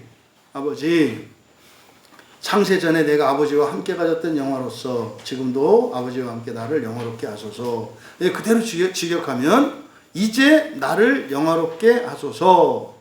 아버지여 세상이 있기 전에 내가 아버지와 곁에서 가진 그 영광. 그러니까 여러분 이거는 예수님이 영화롭게 해달라고 했을 때 없는 영광을 달라는 게 아니에요. 그래서 뒤에 이제 우리말 성경은 잘 나와 있지 않지만 내가 아버지와 함께 가졌던 영화 그랬잖아요. 여기 미완료 시제거든요. 그러니까 가졌던 그러면 그 헬라어에서는 지금은 없다는 뜻이 돼. 뭐 영어에서도 문법 그렇잖아요. 영어 문법에서도 너를 사랑, 너 나 사랑해? 사랑했지. 이건 무슨 말이에요? 지금 안 한다는 얘기잖아요. 그러니까 이거를 가졌던 영화 그러면은 지금은 없는 게 된다고. 근데 이게 미완료 시제예요. 미완료 시제는 뭐냐면 계속 가지고 있는 거거든요. 계속 가지고 있는. 그러니까 그 영광 하나님이니까 하나님의 영광을 계속 갖고 계세요. 근데 그 영화로 지금 영화롭게 하옵소서. 이게 뭐겠어요? 이제 나를 회복시켜 달라는 얘기죠. 영광을 달라는 얘기가 아니에요. 회복시켜 달라는 얘기라고. 여러분에게 그 영광이 있어요, 없어요? 있어요. 그 영광이 뭐예요? 성령님이시고요. 말씀이라고요. 여러분이 성경 한 구절 아는 거를 가볍게 생각하시면 안 돼요. 이게 하나님의 영광이라니까요. 다만 이 벽의 두께가 좀 두껍고 얇고 차이지. 어떤 사람은 영광을 덮고 있는 어둠의 두께가 한 2m 된다면 어떤 사람이 1m, 30cm 이렇게 되는 거지. 그러니까 없는 영광을 주시니까 이미 영광은 여러분들에게 주어졌어요. 언제? 세례받을 때. 세례받을 때. 그 형상은 주어야죠. 형상은 태어날 때 받아요. 형상은 태어날 때 받아요. 그런데 본성으로서의 영광, 그러니까 여러분이 세례받을 때 받으신다고. 그래서 이게 어떻게 해요? 점점점 자라가야 된다 그랬잖아요. 그래서 여기서 예수님이 영화롭게 해주십시오라고 하는 건 사실은 뭐에 대한 요청이에요?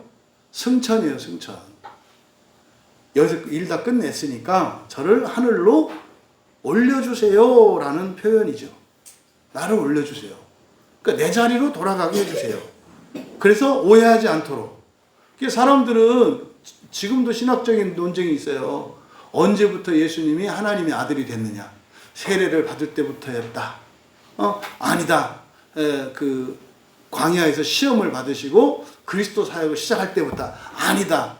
성육신 성모 마리아 몸속에 있을 때 이거 갖고 지금도 싸워요. 2000년 동안. 근데 성경에 뭐라고 돼 있어요? 여기 보니까 10장 5절에 그냥 그때부터 계속 가지고 있으셨다고 얘기를 하잖아요. 이게 미완료 시제예요. 미완료 시제. 그러니까 이거를 지금 여기서 얘기하는 거예요.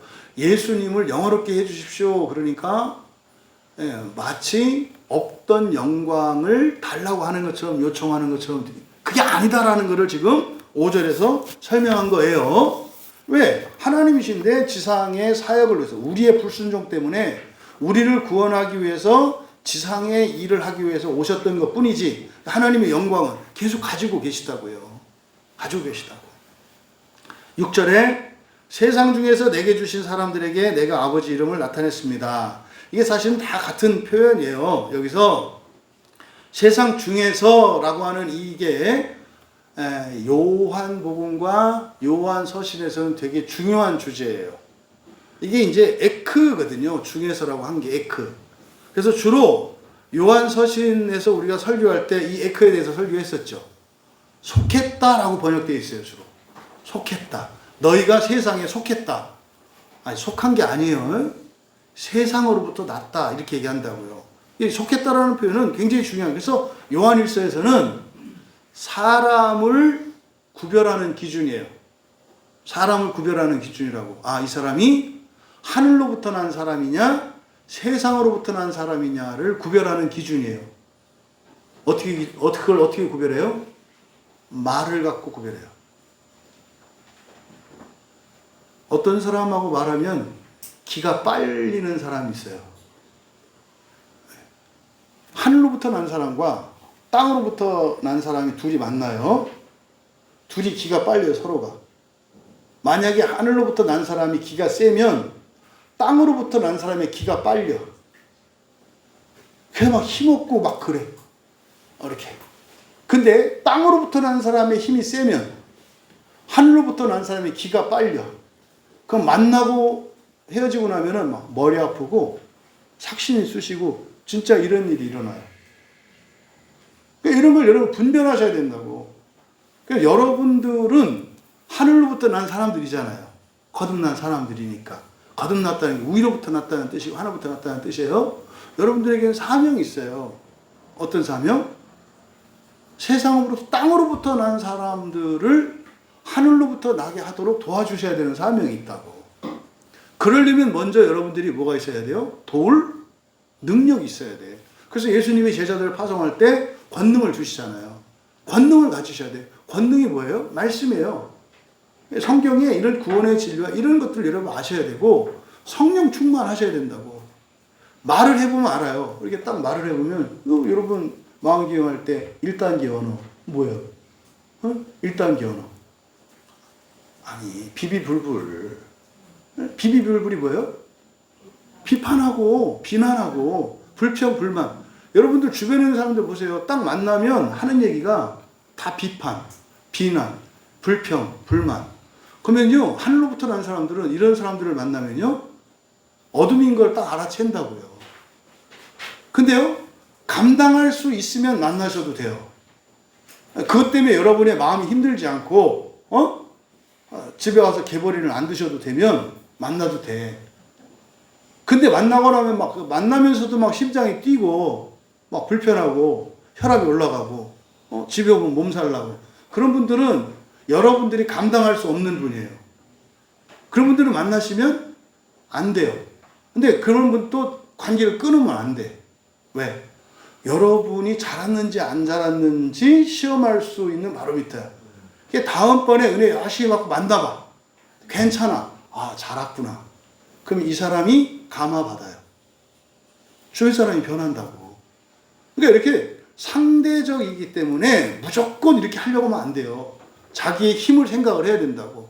그래서 이 만남이, 그러니까 세상으로부터 난 사람, 그러니까 하늘로부터 난 여러분들은 하늘로부터 난 사람끼리만 있으면 안 돼. 하늘로부터 난 목적이 뭐예요? 땅으로부터 난 사람을 하늘로부터 다시 나도록 돕기 위해서 여러분들이 하늘로부터 난 거거든요. 사명이 있다고요. 그래서 어떻게 돼요? 여러분의 삶 주변에는 땅으로부터 난, 세상으로부터 난 사람들이 반드시 있어야 해요. 여러분 주변에는. 근데요, 그 사람만 있으면 여러분이 먹혀버린다고. 그러면요, 즐거움의 기준도 바뀌어요, 나중에.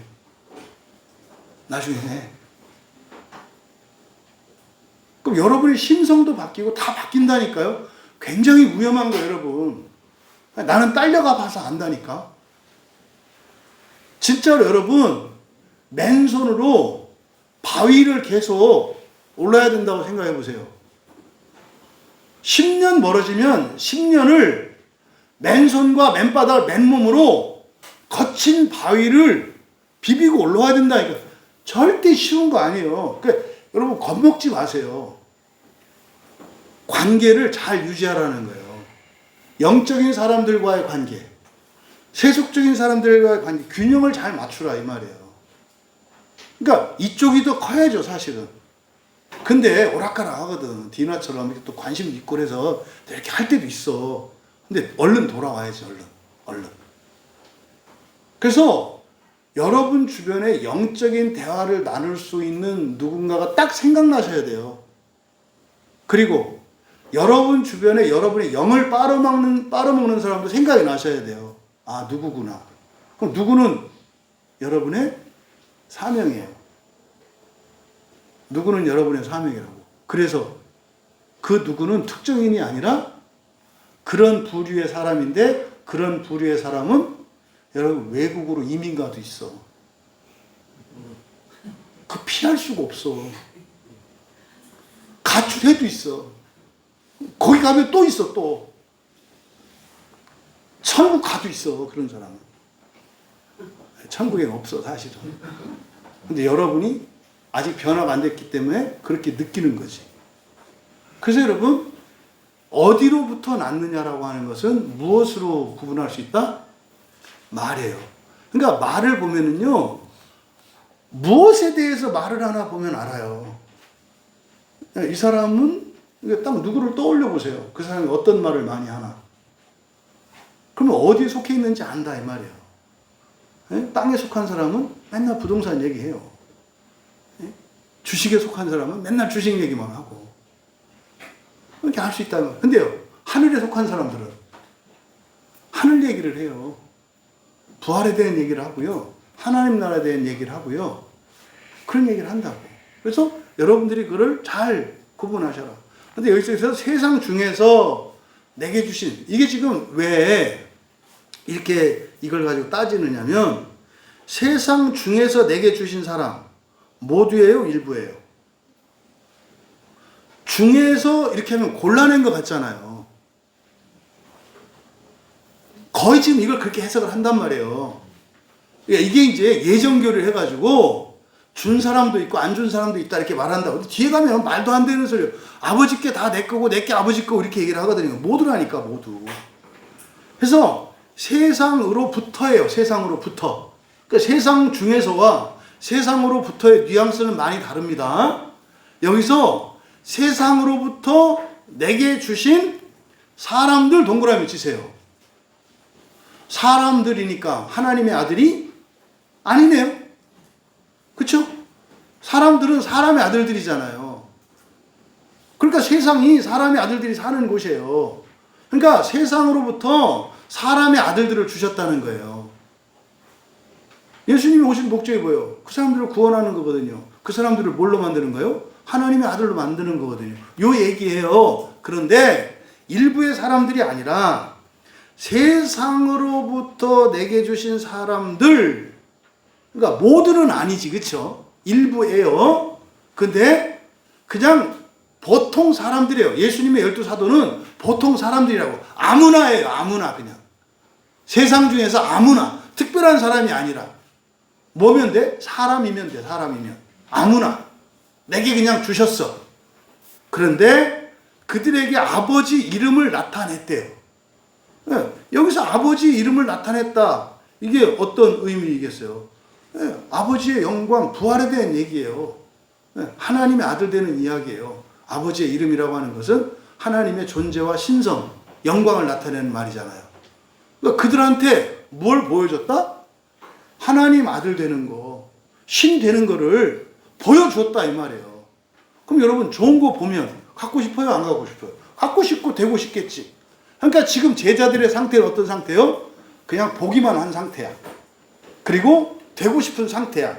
근데 이 사람들은 아직은 하나님의 아들은 아니고 누구야? 사람들이라고, 사람들.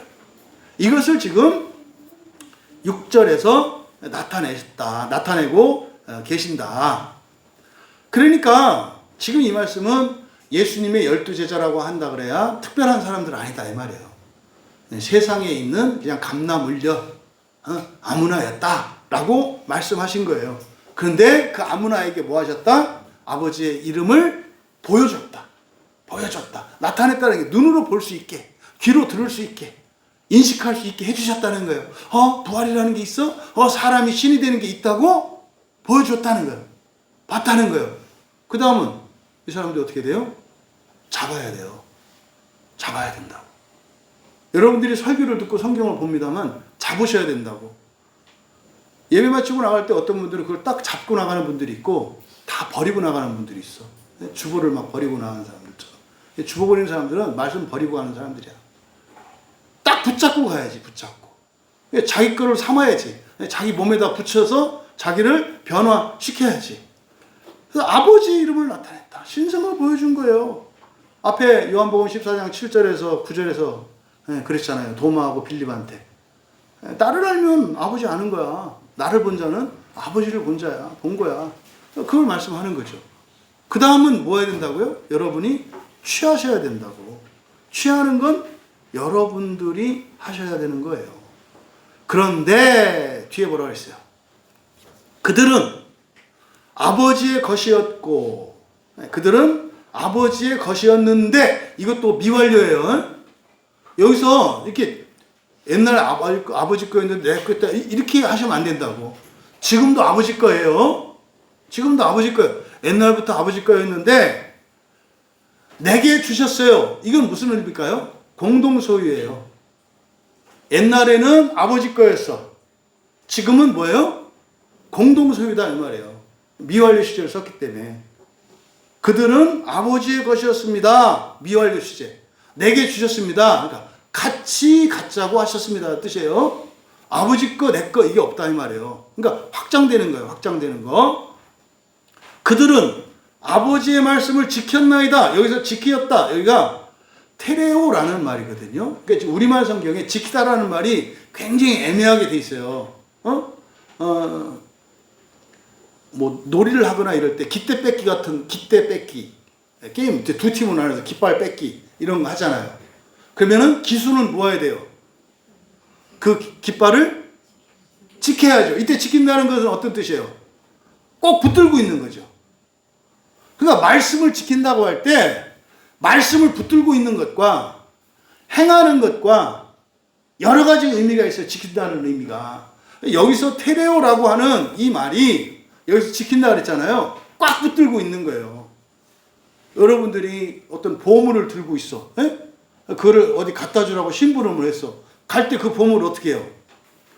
절대로 놓지 않자 꽉 붙들고, 여기 테레요. 그러니까 여기서 말씀을 지켰나이다. 이제 우리말 성경을 이렇게 하면은 이게 말씀을 순종했다. 뭐 이렇게 오해하기가 쉬워요. 그러니까 대부분 우리나라 사람들은 성경에 지켰다 그러면 순종으로 받아들여요. 뭐 예수님 제자들이 뭐 지키긴 뭘 지켜요? 지키기는. 그러니까 뭐요? 아무 생각 없으니까 지켰나 보다. 안 지켰는데 지켰나 보다 하니까 성경이 무슨 말인지 못 알아듣는 거라고. 여기서는 지금요 6절은 공동소유에 대해서 말해요. 하나님이 이 세상으로부터 그 사람들, 제자들을 가리키는 거예요. 주셨대. 원래는 이게 누구 소유였대? 아버지 소유였대. 근데 나한테 주셨대. 그래서 그들을 성부와 성자가 공동 소유한다는 말이죠. 그러니까 소유권이 같네. 이 부분에 있어서는. 그 다음 아버지의 말씀이니까 이게 뭐예요? 그 말씀이죠. 아버지의 말씀을 줄여서 그 말씀이라고 할 수 있잖아요. 예수님의 말씀도 그 말씀이라고 할 수 있잖아요. 이거 헬라어로 호로고스라고 한다고. 이 요한복음의 시작이 호로고스. 호로고스는 누구를 의미해요? 성령을 의미한다고. 그럼 지금 하반절에서는요. 그들은 아버지의 말씀을 지켰습니다가 아니라 뭐예요? 붙들고 있습니다. 갖고 있습니다. 꽉 붙들고 있습니다.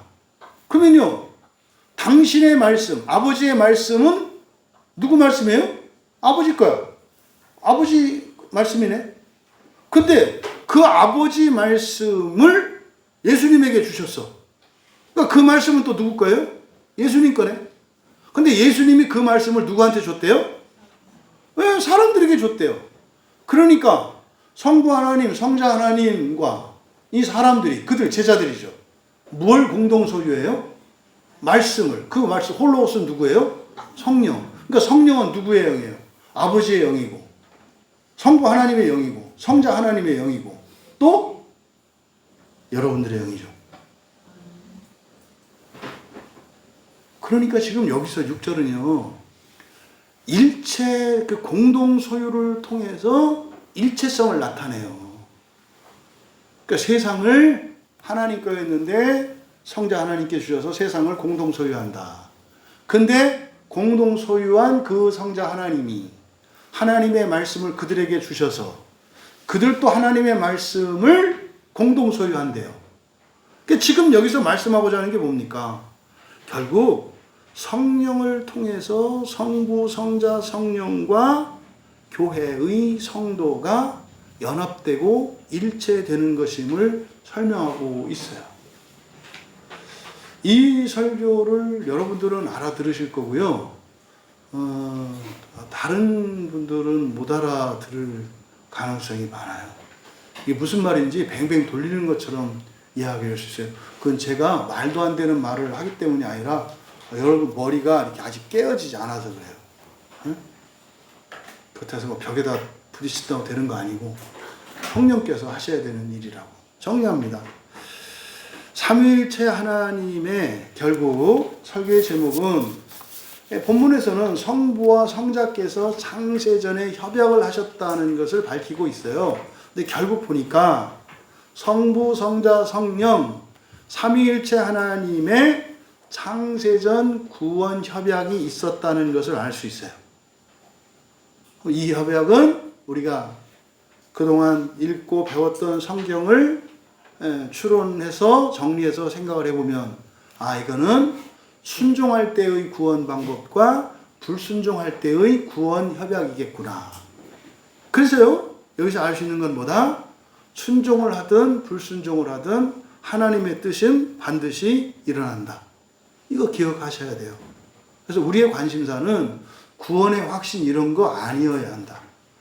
그건 웃기는 얘기라고. 엄마 아빠가 집에 들어올까 하는 걱정하지 말고 네가 들어올 건지만 마음먹으면 된다고. 엄마 아빠 들어와 집에. 네가 문제지. 근데 엄마 아빠가 들어올까 막 이 고민을 한다고. 오늘 나가는데 보니까 엄마 누주 이 밴드 색깔이 달라졌어. 그럼 막 발걸음도 가볍고 옷차림도 달라지고 화장도 진한 것이 막 이게 구원의 확신에 대해서 걱정하는 사람들의 가정적인 유비예요. 두 번째로 그 아담의 그러면 불순종에 대한 창세전 협약의 내용이 우리들이 알고 있는 성경의 구원에 관한 진술들이었던 거죠. 근데 그걸 오해했던 거예요. 그죠? 그러면 그 아담이 불순종했을 때에 성자 하나님과 성령 하나님, 그리고 성부 하나님과 성도의 사명이 있다는 거죠. 왜? 불순종했으니까, 누가 망가뜨려 놨으니까 원위치 해야 되잖아요. 회복시키는 사명이 모두에게 있다고요. 아버지는 보내시는 거예요. 아버지는 성자를 보내고 성령을 보내고 때가 되면, 그리고 뜻을 하시는 거예요. 근데 주된 것은 성자의 지상사역은 뭐겠어요?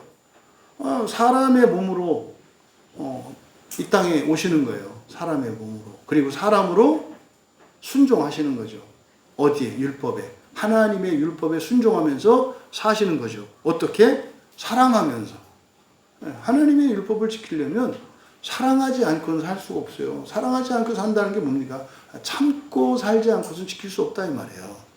그리고요, 그래서 지상사역을 다 마치고 완성한 후에 승천하시고 영광을 회복하는 거죠. 또 성령 하나님의 지상사역은 뭐겠어요? 성자 하나님이 지상사역을 마치고 올라오시면 그때 이제 성령 하나님이 내려오시는 거죠. 그래서 성령 하나님이 사람들 마음속에 들어가서 그들을 예수님이 세워놓으신 교회를 이루게 하셔서 교회를 통해서 구원 사명을 완성시켜 가는 게 성령의 지상사역이죠. 지금은 성령께서 지상사역을 하고 계시고 예수님은 천상사역을 하고 계시다 이 말이에요. 그러면 또 성도의 그 구원의 사명이 있어요. 그러니까 여러분들이에요. 교회는 하나님의 이름과 영광을 세상에 드러내면서 그 생명을 나누어 주며 그 구원의 사역을 감당해야 해요. 그러니까 세상 사람들이 그리스도인을 보면 어떻게 했어요? 박수를 치지 않을 수밖에 없어. 나중에. 지금은 싫어. 그죠? 누군가가 맨날 너 쫓아다니면서 공부해라 그러면 좋아하겠어? 싫어하겠어? 그렇지. 그러니까 세상 사람들이 너를 막 좋아하겠어? 싫어하겠어? 내 주변에 너를 좋아하는 사람이 많아? 싫어하는 사람이 많아? 대답을 못하는 이유는 좋아하는 사람이 많기 때문일 거야. 그러니까 최소한 내가 그리스도인이기 때문에 나를 싫어하는 사람이 있어야 잘 사는 거예요. 여러분들이 다른 사람이 싫어하는 것을 두려워하죠. 미움받는 걸 두려워하죠. 그래서 깎아서 신앙생활하죠. 둥글게. 그거는 평화가 아니에요. 네? 여러분, 예수님께서 요한복음에서는 이 땅에 오신 것을 이렇게 좋게 이야기합니다만 마태복음에서는 이 땅에 오신 목적을 불화하기 위해서 오셨다 그래요. 불화하기 위해서. 가족 간에 불화하라고 이랬다. 근데 저는 뭐 신천지나 이런 데는 불화만 해. 불화는 딱 한 번에 딱 한 번. 마태복음에서는. 왜? 마태복음은 철저하게 이 땅의 메인 사람들, 세속성의 메인 사람들, 인간의 메인 사람들이기 때문에 그 사람들하고는 뭐 해야 된다? 불화해야 돼. 근데 불화가 목적이 아니야. 그 사람들을 뭐 하기 위해서? 부활로 이끌기 위해서. 첫째 부활로 이끌기 위해서. 그래서 때로는 박해도 받고 오해도 받고 욕도 먹고 할 필요가 있다는. 너무 하면 안 돼요. 너무. 9번에 한 번 정도만. 9가지는 잘하고 한 번 정도 예수 믿으세요 해야지. 예수 믿으세요 9번 하고 한 번 잘해봐야 잘못하면 관계가 끊겨. 그래서 여러분들이 이 사명을 여러분들의 인생관으로 삼을 수 있기를 진심으로 축복합니다. 그게 그 영생이에요. 그게 첫째 부활이에요. 그게 지옥에 가지 않는 부활에 참여하는 길이에요. 여러분 무조건 많이? 아니요. 하나님이 먼저 할 수 있도록 여러분들에게 힘과 은혜를 주시고 여러분의 환경을 바꾸시고 여러분에게 사람을 붙여주세요. 그때를 말하는 거예요. 그 사람들을 말하는 거예요. 근데 그 사람을 섬기는 것 같지만 그 사람 때문에 여러분이 섬김을 받아요. 그게 여러분 혼자서 발전할 수 없는 그 한계를 넘게 하는 거예요. 그렇잖아요? 운동할 때 혼자 하는 거하고 돈을 내고 클럽에 감당해서 하면은 사람들을 의식하면서 더 하게 되죠. 혼자는 하다 말잖아요. 근데 어디 딱 걸어 놓으면은 그것 때문에 관계나 이런 것 때문에도 하잖아요. 또 옆에 사람이 막 효과 보고 그러면 또 오기가 안 와서 도전을 받고 하지 않아요. 그러니까요. 혼자서는 더 좋아질 수 없는 것을 다른 이들을 위함으로써 내가 더 좋아질 수 있는 거예요. 결국은 다른 누군가를 하나님 나라로 이끌기 위해서 하는 그것 때문에 어느 정도는 여러분들이 이런 수고와 피해를 받을 수도 있겠지만 결국 그것은 누구에게로 돌아온다? 여러분들에게로 돌아온다라고 하는 사실을 잊지 마시기 바라요. 그게 없어요. 그럼 여러분 긴장하셔야 돼요. 진짜로. 영생을 위해서 사시면 안 돼요. 무엇을 위해서 사셔야 한다? 그 영생을 위해서 사셔야 한다. 예수 믿지 않고도 그 영생을 위해서 살았던 분들이 많은 거예요. 그래서 옛날에 우리네 부모님들은 대부분 다 그 영생을 위해서 살았어요. 몰라서 그랬지. 왜? 가족들을 위해서, 집안을 위해서 헌신하고 살았잖아요. 연료비, 충신비 이런 게 다 무한 사람들이에요. 그 영생을 위해서 살았던 사람들이에요. 그게 뭔지 몰랐지. 그 영생에 대한 지식은 없었지. 하지만 그런 사람들은 하나님을 알았던 사람들이에요. 그러함에도 불구하고 예수 그리스도로부터 받는 영생이 있어야 한다고. 이거는 집안에서 한 사람만 받으시면 된다고. 그 다음에 똑바로 사는 거는 각자라고. 각자.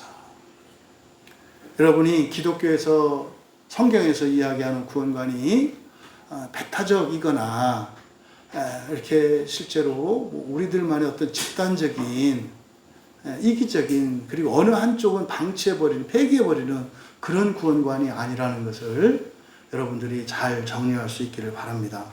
그래서 이 창세전 협약을 알면 이 구속사 구원하시는 역사예요. 구원하시는 그 역사의 흐름과 결과를 이해할 수 있어요. 결국 이 구원은 어떻다? 하나님이 계획하시고 하나님이 이루신다. 그런데 불순종했을 때는 성자, 성부, 성자, 성령 하나님과 지상에 있는 성도들로 이루어진 교회를 통해서 그 구원이 완수되어진다라는 거예요. 그래서 교회가 있으면 반드시 완수돼요. 그러니까 교회는 이 시대와 세상의 소망이에요. 그러니까 교회도 하나님의 창세전 협약 안에 있는 거예요. 그 교회가 누굽니까? 여러분이세요. 그러니까 여러분에게 하나님은 어떤 기대를 갖고 있으세요? 온 세상의 구원에 대한 기대를 갖고 있어요.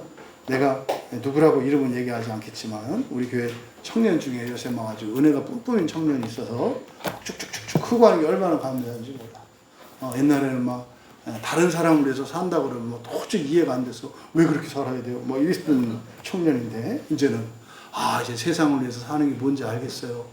뭐 그게 좋을 수도 있다는 생각이 들어요. 얼마나 이 담임 목사로서 이게 기쁘고 감사한지 몰라. 그러니까 우리 청년들보다 나이가 더 많으신 어른 여러분, 제가 거꾸로 애들 되지 마시고, 그렇게 온 세계를 품고 이렇게 살아가시는 정말 창세전 협약 안에 우리가 있었다는 사실, 언제? 불순종할 때. 그래서 우리는 사실은 소방대와 같고, 구조대와 같은 그것이 우리 인생인 것을 기억하시고, 여러분들의 필요와 능력과 힘은 하나님께 맡기세요. 진짜로. 이 얘기는 하지 말라는 거 아니에요. 하실 수 있는 만큼만 하고 그 이상은 걱정하지 말라는 얘기예요. 그리고 할 수 있는 건 하라는 얘기예요. 걱정하느라고 할 수 있는 것도 못하고, 해놓고 나서도 또 할 수 없는 것 때문에 걱정하고. 그렇게 하지 마시라. 그래서 창세전 협약의 그 의미를 아시고 하나님을 아는 여러분들 되시기를 주님의 이름으로 축원합니다. 예, 찬양 준비해 주시기 바라고요. 정말 여러분 성경은요 완전하고 완벽한 하나님의 말씀이에요. 그러니까 몰라서 그리고 부분적으로만 알아서 우리가 오해하고 그런 거예요. 그래서 하나님은 사랑이시다 이 말 모르는 사람 없거든요. 하나님은 사랑이시다. 그럼요, 기독교 교회는 사랑보다 큰 가치가 없어요. 사랑 때문에 대신 죽어주라고 하시잖아요. 네? 사랑 때문에 좀 억울하게 살라고 하시잖아요. 사랑보다 큰 게 없어요. 여러분, 사랑의 반대, 근본 감정들이에요. 네? 두려움과 수치심과 외로움과 미움, 이게 사랑에 반하는 것들입니다. 이 네 가지 근본 감정이 사실은 하나님과 반대되는 거예요. 이게 사탄이에요. 여러분 마음속에 이런 근본 감정을 그냥 내버려 두지 마세요. 다 사랑으로 바꾸실 수 있어요. 그래서 정말 여러분들이 정말 성경의 바른 진리를 통해서 날마다 하나님을 닮아가고 하나님과 더 연합해 갈 수 있었으면 좋겠습니다. 하나님, 성령 하나님께서 우리를 바꿔주십시오. 이렇게 믿음으로 소망하며 선한 능력으로 함께 찬양합니다. 성령께서 우리의 선한 능력이 되어 주십니다. 성령의 도우심을 받지 않고서는 우리가 신앙을 지키며 살아가는 것은 불가능합니다. 또 성령께서 도와주시지 않고서는 우리가 날마다 우리의 꿈을 키워가고 우리의 한계를 뛰어넘고 하는 일들은 불가능합니다. 나를 바꿔주셔야 하고요. 그리고 나의 환경도 바꿔주셔야 하고 나의 능력, 나의 모든 것을 바꿔주셔야 합니다. 하나님은 그리스도인들, 이 땅에 있는 그리스도인들이 일어나 그렇게 선한 능력으로 온 세상을 구원하시기를 기다리십니다. 주님이 오시기를 기다리는 것만이 아니라 주님도 우리가 일어나 주님을 향해 나아오기를 기다리십니다. 함께 결단합시다. 하나님, 우리를 향해서 다가오고 계시는 주님을 향해 마중가는 삶을 살기 원합니다. 나의 모든 필요는 주님께 맡기고 나에게 주신 모든 것이 사명과 관련이 있음을 깨달아 내 주변으로부터 온 세상을 구원하기 위하여 살아가는 인생을 두려워하지 않고 용기 내어 살게 하옵소서. 함께 기도합니다.